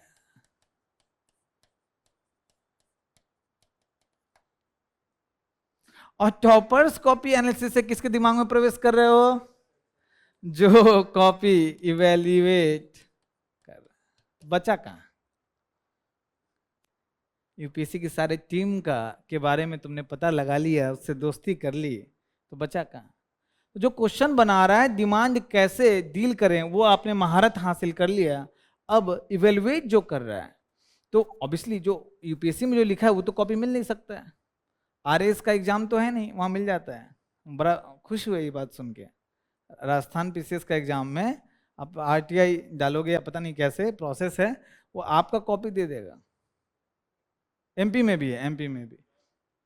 हाँ नहीं, यूपी में वैसा नहीं है। यूपी में क्या है कि आपको आधा घंटे का मौका मिलेगा और आके देखना है, ना मोबाइल ना कुछ, है ना। और आके देख के चले गए, मुंह दिखाई देके चले गए। उसमें आप खुद नहीं याद होगा कि हमने क्या देखा और क्या नहीं, है ना। तो वो तो मुझे पसंद नहीं। यूपीएससी भी बड़ा ओपेक सिस्टम, अपारदर्शी सिस्टम है, आपकी कॉपी वॉपी नहीं दिखाता है ना। सबका अपना स्टाइल है। तो फिर हम कैसे उसके तो आरएस में जितने बच्चे हमको जब बताए ये बात, तो एक साल पहले मुझे मालूम चला। तो इसी हिसाब से मैंने बहुत बच्चों को गाइड किया कि 4-5 अपने दोस्तों की कॉपी मंगवाओ जो मेंस लिखे हैं, और उससे ट्रेंड देखो कि क्या चाहते हैं। बड़ा फायदा हुआ इस बार, काफी बच्चे बोले अभी मेंस लिख के आए हैं बच्चे। तो कैसे इवेलुएटर के दिमाग में प्रवेश करना है, तो यहाँ इवेलुएटर के दिमाग में कैसे जाओगे, टॉपर्स कॉपी से। उसमें मालूम चलेगा कि अच्छा, हर डायमेंशन में एग्जाम्पल देना उसको पसंद है, ओके, डेटा अच्छा देना उसको पसंद है, अच्छा पॉइंट फॉर्म में एनालिसिस करके लिखना उसको पसंद है। कैसे मालूम चलेगा, टॉपर्स कॉपी से। मैं सबको ये भी कहता हूँ, टॉपर्स कॉपी जो है उसका जो कंटेंट है, इकलौता कंटेंट है जो टेस्टेड है। मतलब यूपीएससी द्वारा टेस्टेड कंटेंट कौन सा है, टॉपर्स कॉपी का कंटेंट। इसलिए लास्ट में साल भर, जो मैंने 6 महीना या साल भर आपको इसको लेके चलना होता है, तो कंटेंट शानदार हो जाता है। समझ में आ रही है बात। हिंदी मीडियम कोई कर नहीं पाता है। आपको सुनने में लग रहा होगा सर क्या है, यहाँ सीढ़ी पे चढ़े, उछल के यहाँ है, उछल के यहाँ है, उछल के यहाँ है ना, लोग यहीं तक रह जाते हैं। तो आपको आगे दोनों तक जाना है, और मैं भी बता रहा हूँ 10 घंटा या 8 घंटा पढ़ोगे, 6 महीने में पहुंच जाओगे वहां। तो आज जो बात चल रही है कि पीवाईक्यू से हम लोग जो क्वेश्चन बना रहे हैं उसके दिमाग में प्रवेश कर रहे हैं, तो सबसे अच्छा तरीका है ब्रेनस्टॉर्मिंग। और ब्रेनस्टॉर्मिंग का सबसे अच्छा तरीका है उस आंसर को लिखना, बैठ के लिखना, सेंटर पे बैठ के लिखना, है ना। उसके बाद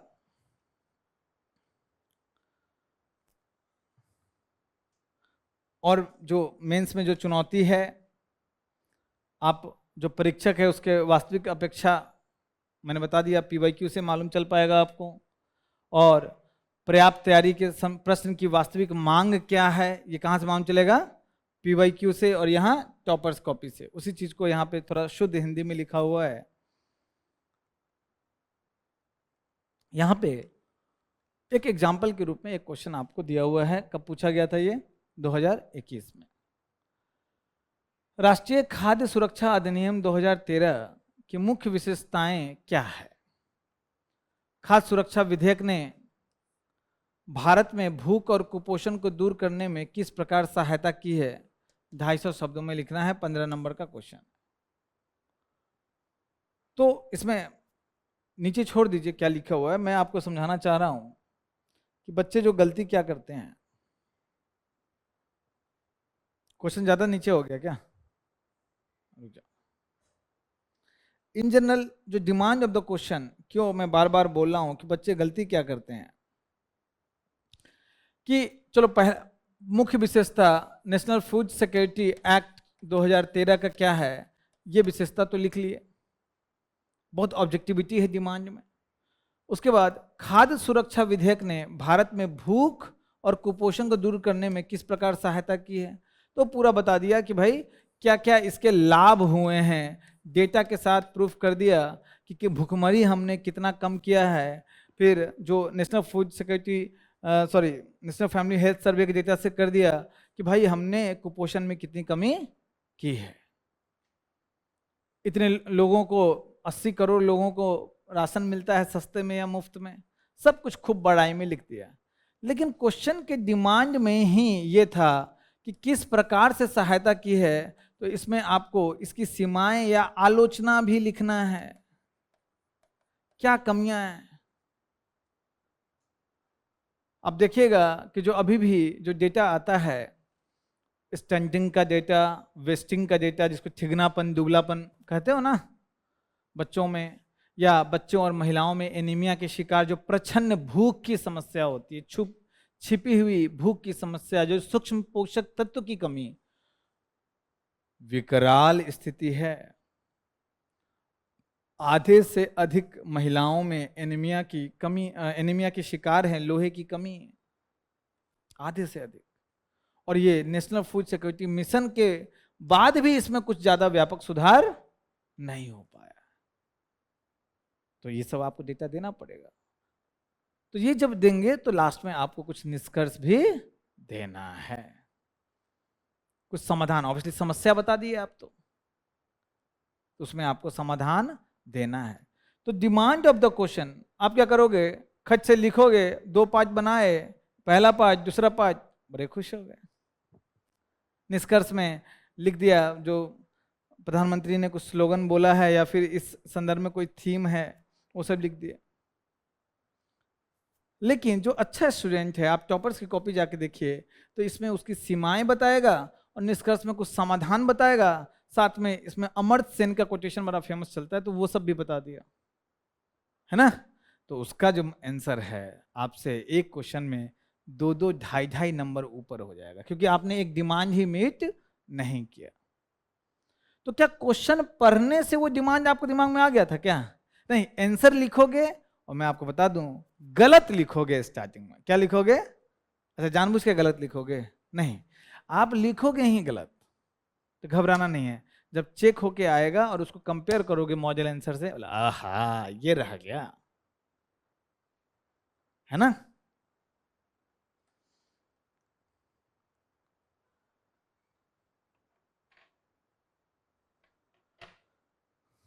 तो जो सबसे इंपॉर्टेंट प्रायोरिटाइजेशन करना है जिन टॉपिक का पीवाईक्यू के थ्रू आपका, वो हो जाएगा। और जब आप आंसर लिखोगे तो उसमें मेजर कमी यही होता है कि कोई चेक करने वाला नहीं। देखो, कॉपी इवेल्युएशन जो होता है उसमें 2 पक्ष है। एक तो है कि आप पे पैसा दिए हो तो प्रेशर है, दैट्स ऑल। अगर इसको फ्री में कर दिया जाए, एक बच्चा ने, आपको भले ज्वाइन करवा दिया जाए, एक बच्चा नहीं लिखेगा। मुफ्त का चंदन किसे रघुनंदन, सुने हो ना। तो बेसिकली टेस्ट सीरीज की तरह इसको डिजाइन किया गया है। जब आप सेंटर पे जाके लिखोगे तो प्रेशर होता है, भाई पैसा दिए हैं लिखना है, प्लस सेंटर का प्रेशर, वहां पे लिखोगे और वो जो मेहनत करते हो उसका जो फल आता है, बड़ा क्यूरियोसिटी, कितना नंबर आया, कितना नंबर आया, होता है कि नहीं। जब उसका मार्क्स देखोगे, अरे कम रह गया, क्यों कम रह गया। अब आपका रोल होता है एनालिसिस करना, उसको एनालिसिस करो क्यों कम रह गया। तब जाके आपको डिमांड ऑफ द क्वेश्चन में 6-7 टेस्ट के बाद किक आना शुरू होगा। क्या आना शुरू होगा? किक आना शुरू होगा। और 12-13 टेस्ट के बाद आपको डिमांड ऑफ द क्वेश्चन में यूपीएससी का जो क्वेश्चन सेट कर रहा है उसके दिमाग में आप प्रवेश कर चुके होगे। उसको नहीं पता है, उसको कैसे पता? ठीक है, तो आपको निरंतर फीडबैक और सब मिलेगा। तो इसका समाधान जो इसका नाम ही है GS-PYQ प्लस टेस्ट सीरीज, है ना, जो पूरी तरीके से यूपीएससी की मुख्य परीक्षा के प्रश्न इसमें लिए जाएंगे और आपका वो चेक होके आएगा। साथ में मॉडल आंसर मिलेगा जो टेस्ट सीरीज के साथ होता है। इसमें जब आप देखोगे कि जो कोर है जिस पे बार बार सवाल पूछा जा रहा है, और आपको जब मिलेगा ये भी ईयर वाइज भी मिलेगा क्वेश्चंस, तो उससे आप कोर और पहचान जाओगे। तो आपको समझ में आएगा कि सिर्फ पाठ्यक्रम खत्म, सिलेबस खत्म करना जरूरी नहीं है, किस चीज पे ज्यादा फोकस करना है। अब देखो एक और एग्जांपल दिया गया है, धर्मनिरपेक्षता। क्या कौन सा टॉपिक है? धर्मनिरपेक्षता। किस सब्जेक्ट का है? सोसाइटी। अगर ये शब्द सिलेबस में कहीं लिखा हुआ है धर्मनिरपेक्षता, सोसाइटी का बोल दियो तो सोसाइटी में लिखा हुआ है शिक्षा, पीछे शिवम, वेरी गुड, तुम काफी करीब हो, वेरी गुड। हमको नहीं पता था तुम इस शब्द बोलोगी, वेरी गुड। उसी सांप्रदायिकता, अब उसी के बगल में क्या लिखा है? धर्मनिरपेक्षता। तो जो लोग हैं यहाँ, सत्यम और अक्षिता, और आप लोग को सिलेबस लिखवाएं, आप लोग सिलेबस भी नहीं लिखे। इसका मतलब शुभम नजर मत घुमाओ, सिलेबस लिखे हो? हाँ, तो उसको बार बार देखना है। हम बोले कि सिलेबस लिख लो तो लिख लो, फिर छोड़ दिए। इंटरप्रिटेशन क्या लिया? सिर्फ दही को किससे बचाना है? बिल्ली से, कुत्ता खाने हैं उसको नहीं। उसको आपको जब भी आप उसका टेस्ट लिखने जाएं तो एक बार उसका सिलेबस पढ़ें, फिर नोट्स रिवाइज करें। ठीक है, समझ में आ रहा है? पुनीत, तुम तो हाल में सिलेबस लिखे हो ना, लिखे भी हो कि नहीं? चेक करेंगे।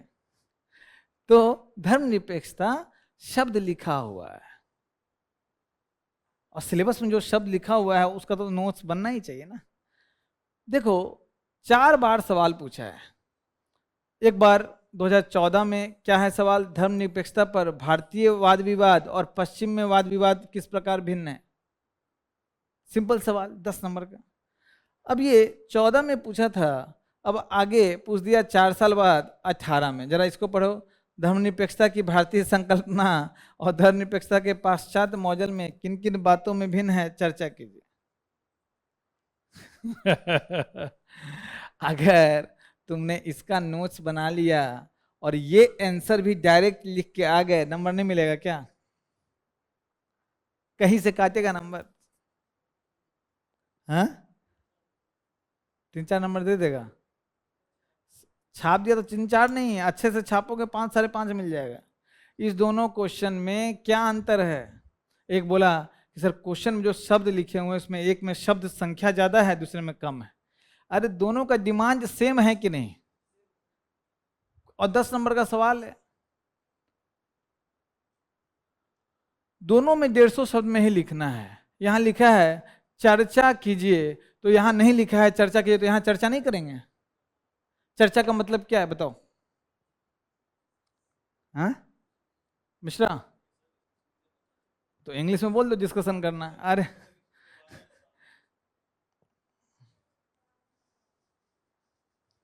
कोई कोई मुझे जो टेल वर्ड है ना, चर्चा करें क्या, कौन सा वर्ड है? टेल वर्ड है। टेल वर्ड का मतलब हर सवाल में पीछे में कुछ लगा रहता है, पूछ की तरह। पक्षी का पूछ होता है कि नहीं? ये तो क्या है, ये पूछ है कि पंख है? पंख है, तो उड़ने में सहायता करता है। पूछ क्या करता है? पूछ दिशा और डायरेक्शन। इस क्वेश्चन का दिशा क्या होगा वो बताता है। यहां जब लिखा है, पहले इस पे आए, चर्चा कीजिए, यहां तो सकारात्मक नकारात्मक कुछ है ही नहीं। खैर आ जाएगा, लेकिन बेसिकली जब चर्चा इससे जब हम इस टेलवर्ड को जब भी समझाना होता है तो हम ऐसे समझाते हैं कि मान लो प्रांजन है, उसको बोलेंगे कि यूनिफॉर्म सिविल कोड पे तुमको चर्चा करना है और हम सब लोग क्लास से बाहर निकल के गेट बंद कर दिए, वो अकेले है, करे चर्चा? कर पाएगा? चर्चा कर पाएगा वो? अगर कर लिया, बाहर से लोग देख रहे हैं, तो डॉक्टर के पास ले जाना पड़ेगा, किससे बात कर रहा है भाई? चर्चा मिनिमम 2 लोग होने चाहिए कि नहीं? 2 पक्ष होने चाहिए कि नहीं? 2 डायमेंशन मिनिमम, वो 3 भी हो सकता है। और यही नहीं, चर्चा में जब तुम किसी दोस्त से चर्चा करते हो तो क्या 2 पक्ष रखे और तीसरा पक्ष पता है वो नहीं लिखोगे? बोलोगे? नहीं बोलोगे। तो चाहे पॉजिटिव हो निगेटिव हो, अलग अलग डायमेंशन हो, जितना अच्छे डायमेंशन, इंपॉर्टेंट डायमेंशन आप वहां पे लिखोगे। तो इसमें इस क्वेश्चन में जो चर्चा करे, यहाँ पे वही 150 शब्द में ही लिखना है। तो किस प्रकार भिन्न है वो सारा चर्चा वाले पार्ट यहाँ भी आ जाए। लिखा नहीं है चर्चा करें, लेकिन भिन्नता क्या है? वही कॉमन भिन्नता है, वही कॉमन पॉइंट्स हैं कि जहां वेस्टर्न सेकुलरिज्म में, वेस्टर्न धर्मनिरपेक्षता या पंथ निरपेक्षता में धर्म और राज्य के बीच अलगाव की बात है, भारत में वो राज्य और धर्मों के बीच समान दूरी की बात है। वो समान दूरी क्या है? प्रिंसिपल्ड डिस्टेंस है। प्रिंसिपल डिस्टेंस, उसका अपना वर्ड है प्रिंसिपल डिस्टेंस, उसको हिंदी में बोलते हैं सैद्धांतिक दूरी। समान दूरी से अच्छा वर्ड क्या है? सैद्धांतिक दूरी, है ना? तो ये यहां लिखोगे तो यहां नहीं लिखोगे क्या? लिखोगे। यहां पे कोई अगर फेमस, जैसे कि धर्मनिरपेक्षता के संबंध में जो कंपेयर किया है वेस्टर्न और इंडियन धर्मनिरपेक्षता में, तो बड़े विद्वान में आपको दूसरे राष्ट्रपति कौन हुए? सर्वपल्ली राधाकृष्णन। भारत में बहुत बड़े वेदांती कहे जाते हैं, जैसे कि रविन्द्रनाथ टैगोर, गांधी जी, सब वेदांती कहे जाते हैं, जहां कर्म की प्रधानता बताई गई। तो उन्होंने काफी बुक्स लिखे हैं इस पे। किसने? सर्वपल्ली राधाकृष्णन ने। तो उन्होंने बड़ा अच्छा से इसमें दोनों के बीच स्टेटमेंट देके कंपेयर किया है। निष्कर्ष में सर्वपल्ली राधाकृष्णन को लिख दिए, भाई राष्ट्रपति रहे हैं, फिलोसफर रहे हैं, उनके नाम पे टीचर्स डे मनाते हो कि नहीं? यहां नहीं लिखा जाएगा, यहां भी लिखा जाएगा। मेरा कहने का मतलब है कि अगर जो बच्चा 14 का अगर अच्छे से किया होता तो 18 का अच्छे से हो जाता कि नहीं? लिख लेता कि नहीं है? और जो बच्चा के पास नॉलेज है लेकिन अच्छे से उसने किया नहीं है, तो उतने अच्छे से नहीं लिख पाएगा, सर्वपल्ली राधाकृष्णन के स्टेटमेंट नहीं दे पाएंगे, तो उससे क्या होगा? आधा नंबर कम मिलेगा। तो PYQ से फायदा हुआ आधा नंबर का, 1 नंबर का? बताइए जरा। देखो फिर आगे पूछा है आपसे 19 में धर्मनिरपेक्षता पे। धर्मनिरपेक्षता के नाम पर हमारी सांस्कृतिक प्रथाओं के सामने क्या क्या चुनौतियां हैं? अब ये क्वेश्चन का डिमांड बिल्कुल अलग है। टॉपिक क्या है? धर्मनिरपेक्षता। तो हमारे जो सांस्कृतिक प्रथा है उस पर क्या क्या, तो यहाँ पे जो धर्मनिरपेक्षता है उसमें आपको सेकुलरिज्म, जो हम लोग पाश्चात्य सेकुलरिज्म जो लिए हैं, वो हमारे संस्कृति पे क्या क्या सकारात्मक या नकारात्मक प्रभाव दे रहा है, खासकर आपको चुनौती बताना है ना? उसके बाद क्या सहिष्णुता, सम्मिलन और बहुलता मुख्य तत्व हैं जो धर्मनिरपेक्षता के भारतीय रूप का निर्माण करते हैं? तर्कसंगत उत्तर दीजिए। जब आप भारतीय धर्मनिरपेक्षता को पढ़ेंगे, जो अंतर है, तो भारतीय धर्मनिरपेक्षता को पढ़ेंगे उसमें यही पढ़ना होता है, यही तो मुख्य तत्व है। राधाकृष्णन ने भी यही बात कहा है, यही तत्व है जो, क्योंकि भारतीय धर्मनिरपेक्षता जो फ्रांस की या वेस्टर्न धर्मनिरपेक्षता है वो डेवलप हुई है राज्य और धर्म के बीच लड़ाई से। इसलिए हमेशा एक दूसरे से फैटम फैटी होता रहता है कि बिल्कुल अलग हो जाओ, ना हम तुम्हारे क्षेत्र में प्रवेश करेंगे ना तुम मेरे क्षेत्र में प्रवेश करो। वहां से आया, उसको लसाते कहते हैं फ्रांस में। वहाँ कल्चर है हर एक धर्म को गाली देने का, सीरियसली आलोचना, जम के आलोचना करने का, इतना फ्रीडम ऑफ एक्सप्रेशन है। लेकिन भारत में जो धर्मनिरपेक्षता है पूरी तरीके से पाश्चात्य मॉडल वाला हम लोग नहीं अपनाए हैं। उसमें जो हमारे समाज का सहिष्णुता, सम्मिलन और बहुलता, जो हमारे समाज का नेचर है, विशेषता है, उसके आधार पे धर्मनिरपेक्षता को या सेकुलरिज्म को मॉडिफाई किए हैं। समझ में आ रहा है? तो जब भारतीय धर्मनिरपेक्षता क्लास में पढ़ाया जाएगा, नोट्स बनाओगे, सब डायमेंशन आएगा आपको। तो ये क्वेश्चन तो आपको आधा सवाल इससे आ जाएगा, इसके आधा आंसर से उसमें आ जाएगा। समझ में आ गया?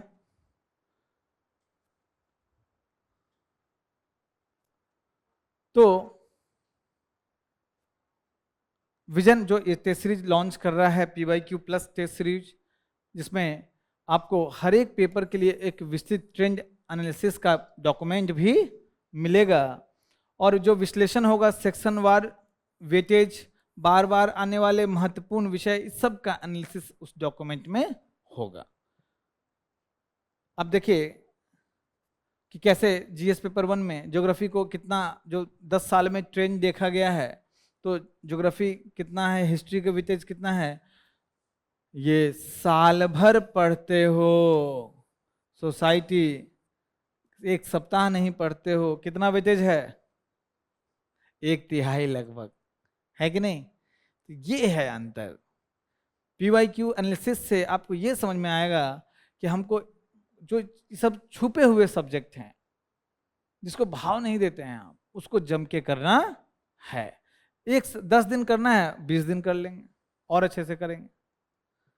देखो IR का वेटेज कितना है, वही 4 सवाल, पॉलिटी 10 सवाल, पॉलिटी को अच्छा करते हो, वेटेज देते हो, प्रीलिम्स में भी काफ़ी इसका वेटेज है।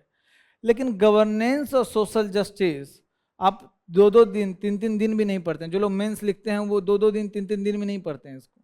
और 4 या 3 7 सवाल या 6 सवाल मिनिमम आपका 80 से 100 नंबर का इसका वेटेज, एक सप्ताह के अंदर दोनों सब्जेक्ट हो जाता है, दोनों सब्जेक्ट। ये तो हम 3 घंटा में बता देते हैं। अगर कोई लड़का नोट्स बना के आया अच्छे से, उसको 3 घंटे में वैल्यूएशन करा देते हैं, कुछ है ही नहीं। लेकिन इसको भाव देते ही नहीं है। सब किसको भाव देता है? क्यों? इस बार गांव गए, ऑपरेशन सिंदूर भी चल रहा था, उस समय गांव गए हुए तो गांव में ही थे, किसी फंक्शन में गए, शादी किसी के यहाँ था, वहाँ बैठे थे, काफ़ी जवान बुजुर्ग सब लोग था, अलग अलग तरह के लोग, और सब अजीत डोभाल बना हुआ था। सच में S400 की बात कर रहा है कोई, इसके और यूट्यूब से और व्हाट्सएप यूनिवर्सिटी से पढ़ के, ऐसी ऐसी बात। और हम एक चीज़ जरूर सीखे हैं, खासकर गांव के कंटेक्स्ट में, किसी का बात काटो मत, मुस्कुराइए, जब भी आपकी तरफ देखें। नहीं, बिल्कुल सही कह रहे हैं, है ना? और हमको इतना हंसी आया, सब अजीत डोभाल को उतना नहीं पता हो। क्यों?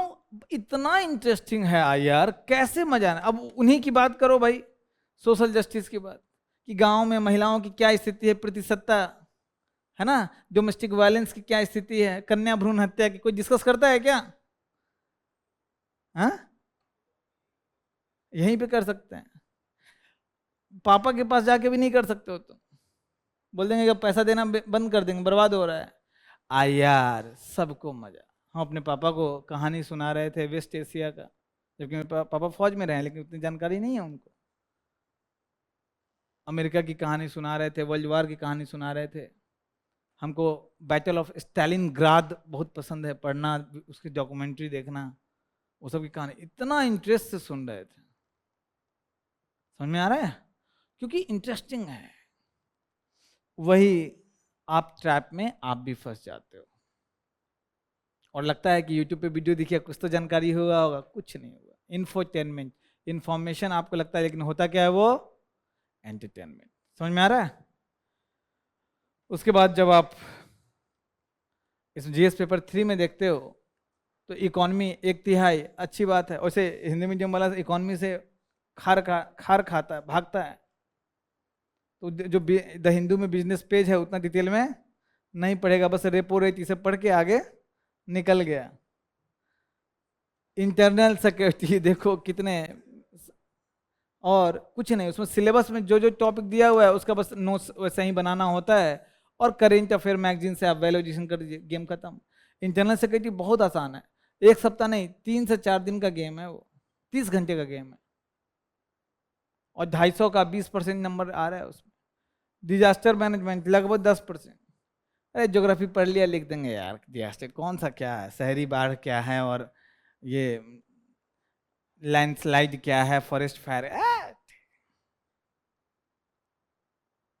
बोले भाई, लेकिन जो उसके अपने कीवर्ड्स हैं, जैसे फॉरेस्ट फायर में मैं हमेशा बोलता हूँ कि फॉरेस्ट लाइन कीवर्ड यूज करना जरूरी है, ये सब आप नहीं सीख पाओगे, है ना, और अच्छे से आंसर नहीं लिख पाओगे।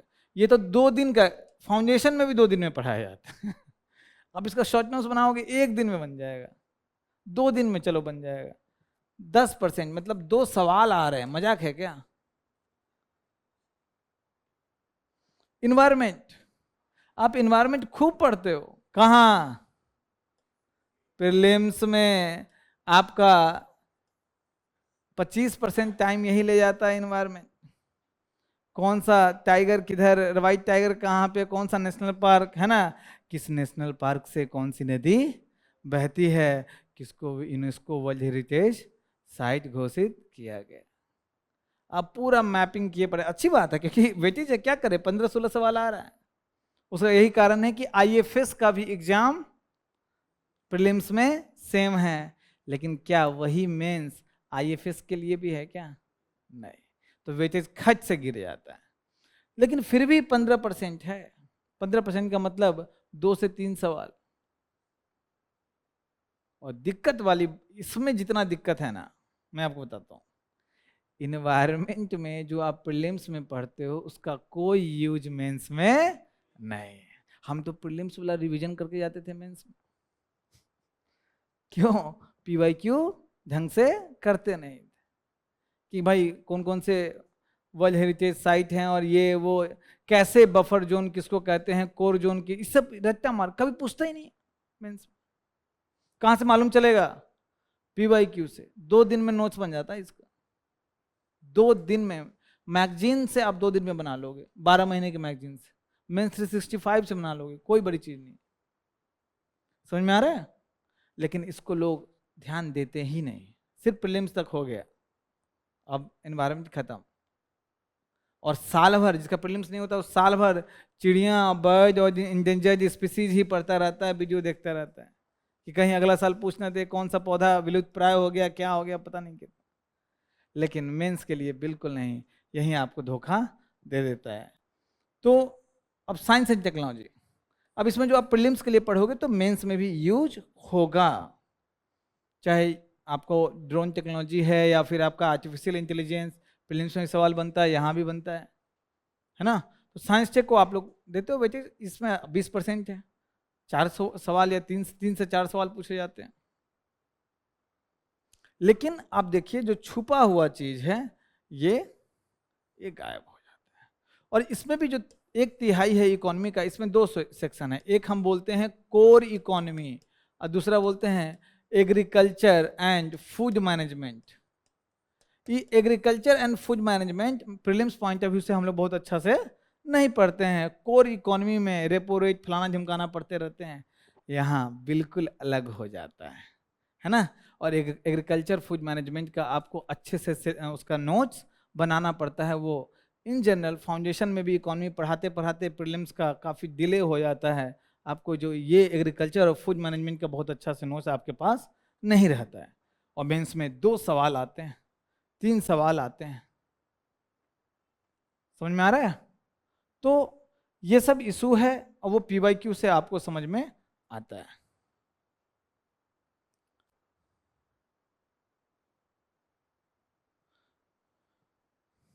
तो आपको जो स्टैटिक कंटेंट है आपका, जो पिछले पूछे गए हैं 10 से 12 साल में, वो तो रहेगा ही, स्टैटिक में कोई दिक्कत नहीं है। धर्मनिरपेक्षता की अवधारणा, सांप्रदायिकता, सब स्टैटिक कंटेंट है। लेकिन जो डायनेमिक कंटेंट है, जो उस समय के करेंट अफेयर के हिसाब से पूछा गया है ना, तो उस सब पे आपको जो सवाल पूछा जाएगा उस सब टॉपिक पे, जैसे रेगुलेटरी बॉडी जो चर्चा में उस समय था, अब सवाल नहीं पूछा जाएगा। तो नए सवाल पीवाईक्यू के हिसाब से बना के टेस्ट सीरीज में दिए जाएंगे। समझ में आ रहा है? तो कुछ डायनेमिक, जैसे साइंस टेक के क्वेश्चन जो 10 साल पहले पूछा गया था, अब पूछने का उम्मीद नहीं है। लेकिन पीवाईक्यू ट्रेंड के हिसाब से आपको बना के दिए जाएंगे। तो स्टैटिक तो होंगे ही, साथ में डायनेमिक विजन के सवाल होंगे, लेकिन पीवाईक्यू थीम पे पीवाईक्यू के हिसाब से होगा। ठीक है, मॉडल उत्तर मूल्यांकन समय बता चुका हूं। और सबसे बड़ी बात कि फिर भी कुछ दिक्कत होता है तो आपका 1 से 1 मेंटर विजन में है, यहाँ पे टेस्ट सेंटर पे भी हैं, यहाँ पे भी बैठे रहते हैं, टेस्ट दे के आया मेंटर से मिल लिया, है ना।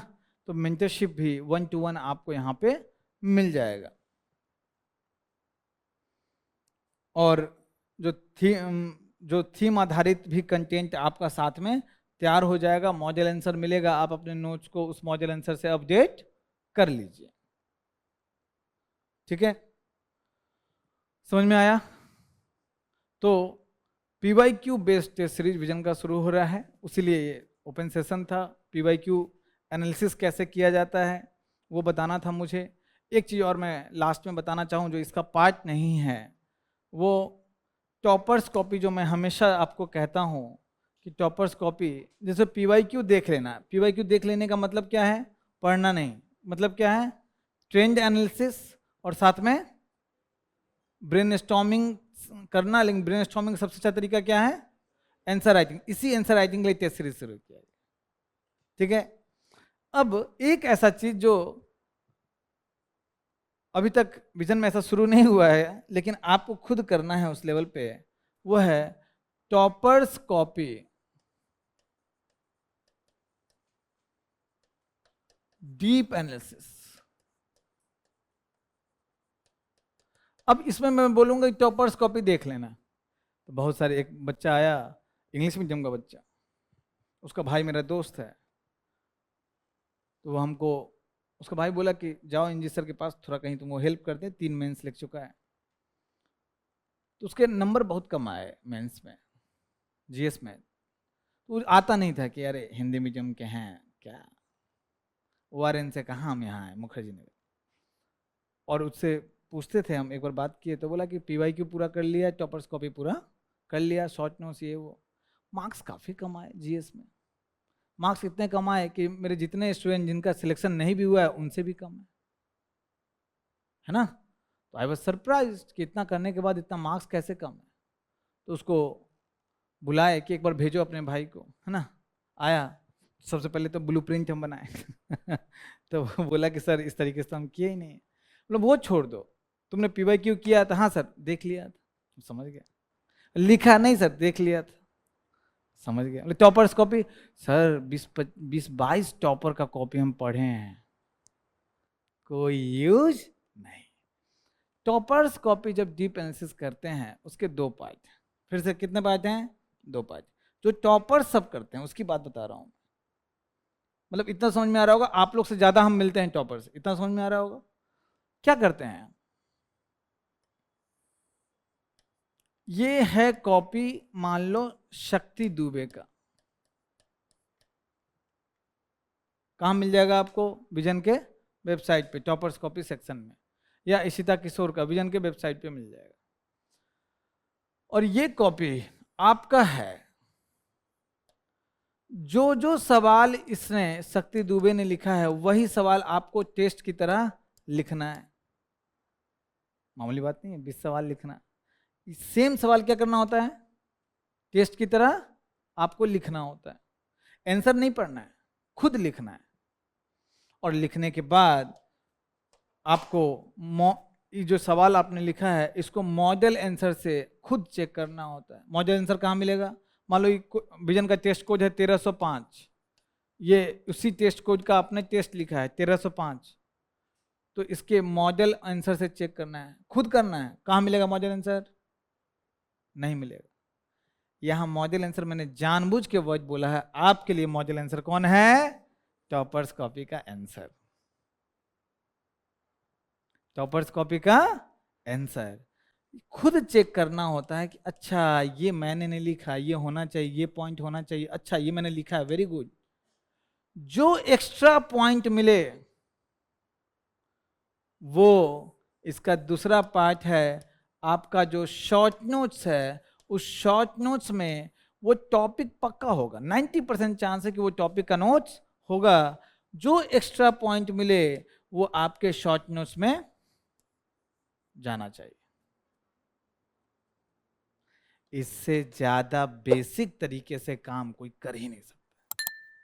अगर इसके बाद टॉप 100 ना आए, इसके बाद चलो टॉप 200 ना आए, 430 440 ना आए, तो मेरा पढ़ाना बेकार। लेकिन ये जो 20 सवाल लिखने के लिए बोल रहे हैं और साल भर में आपको 50 कॉपी के साथ करना है, तो फिजिबल नहीं है। कहना आसान है कि 50 कॉपी मतलब 50 टेस्ट, मामूली बात है क्या? लेकिन कम से कम 5-5 सवाल लिख के तो कंपेयर डेली किया जा सकता है। फिर से मैं आपको बोल रहा हूं, ये तभी हो सकता है जब शॉर्ट नोट्स बना हो, जब आपने PYQ कर रखा है। अभी नहीं मत करना, गए और शुरू कर दिए। PYQ कर रखा है और कुछ टेस्ट लिख रखा है ताकि आपकी जो लेवल है 380 का पहुंच जाए। जैसे स्विमिंग हमको सीखना है तो माइकल फेलिप्स से जाके सीखें क्या? अभी बताएगा, समझ में आएगा?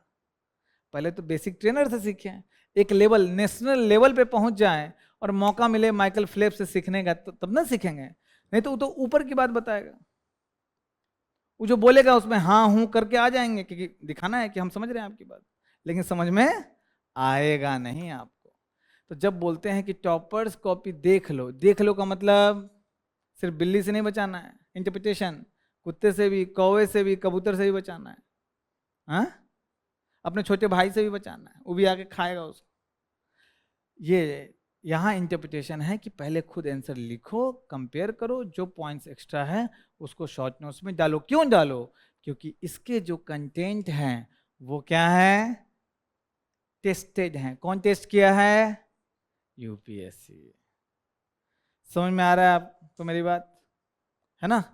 तो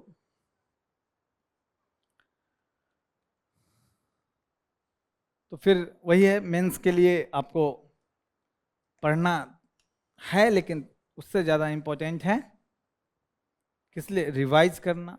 और उससे ज़्यादा इम्पोर्टेंट है लिखना। और लिखने का एक पार्ट है क्या? PYQ। आप यहाँ ध्यान दीजिए, जो मैं ब्लूप्रिंट भी बनाता हूँ वहाँ लिखने का 3 पार्ट, अब आपको समझ में आ गया होगा कि आंसर लिखने का 3 पार्ट है। आंसर लिखने का यहाँ 3 पार्ट है। एक तो पैरेलल आप आंसर लिखते रहते हो, पैरेलल प्रोसेस, टेस्ट विजन का या कहीं कोचिंग में लिख रहे हो, PYQ लिखना है, और है ना? तो आसान नहीं है, कहना आसान है, लेकिन सिलेक्शन, जब सिलेक्शन होगा तो फिर वही हैमर याद आएगा आपको। ठीक है, किसी को प्रश्न पूछना हो? मिनिमम 50, और जो ही नहीं कि 50 को पूरा आप लिखें, आप 15-20 टॉपर्स कॉपी भी लिख लेंगे तो मतलब 20 टेस्ट लिख लेंगे, का मामूली बात नहीं। लेकिन 50 टॉपर्स कॉपी का कंटेंट आपके नोट्स में वैल्यू एडिशन होना चाहिए। और कोई शॉर्ट नोट्स अलग, आपको जो लगेगा कि फाउंडेशन जो पढ़ाया जाता है उसका शॉर्ट नोट्स बना लें, उससे काम नहीं चलेगा, अलग से बनाना पड़ेगा, सिलेबस देखना पड़ेगा। सबसे इम्पोर्टेंट काम वही है। और कोई? शुभम मौन हो आज, क्या बात? Rohit any question? समझ, आज ब्लूप्रिंट समझ में आया? मतलब पहले नहीं आया था? अच्छा आया था, ठीक है। चलिए, बेस्ट ऑफ लक, बढ़िया से आप लोग पढ़ाई कीजिए। आप लोग से ही मुझे एनर्जी मिलता है, आप लोग की मेहनत को देखता हूँ। कुछ बच्चे ऐसे कमाल के हैं, उसको हम बोलते भी हैं, हम लोग यहाँ पे चर्चा भी करते हैं फैकल्टी के बीच में। गुदरी के लाल, गुदरी के लाल प्रेमचंद का सुने हो ना? तो गुदरी के लाल मतलब बड़ा कम रिसोर्सेज है, फिर भी बड़ा अच्छे से पढ़ रहे हैं। तो उसके लिए आपको best of luck, thank you. मिलते हैं फिर हम लोग कभी, ठीक है? चलिए, थैंक यू।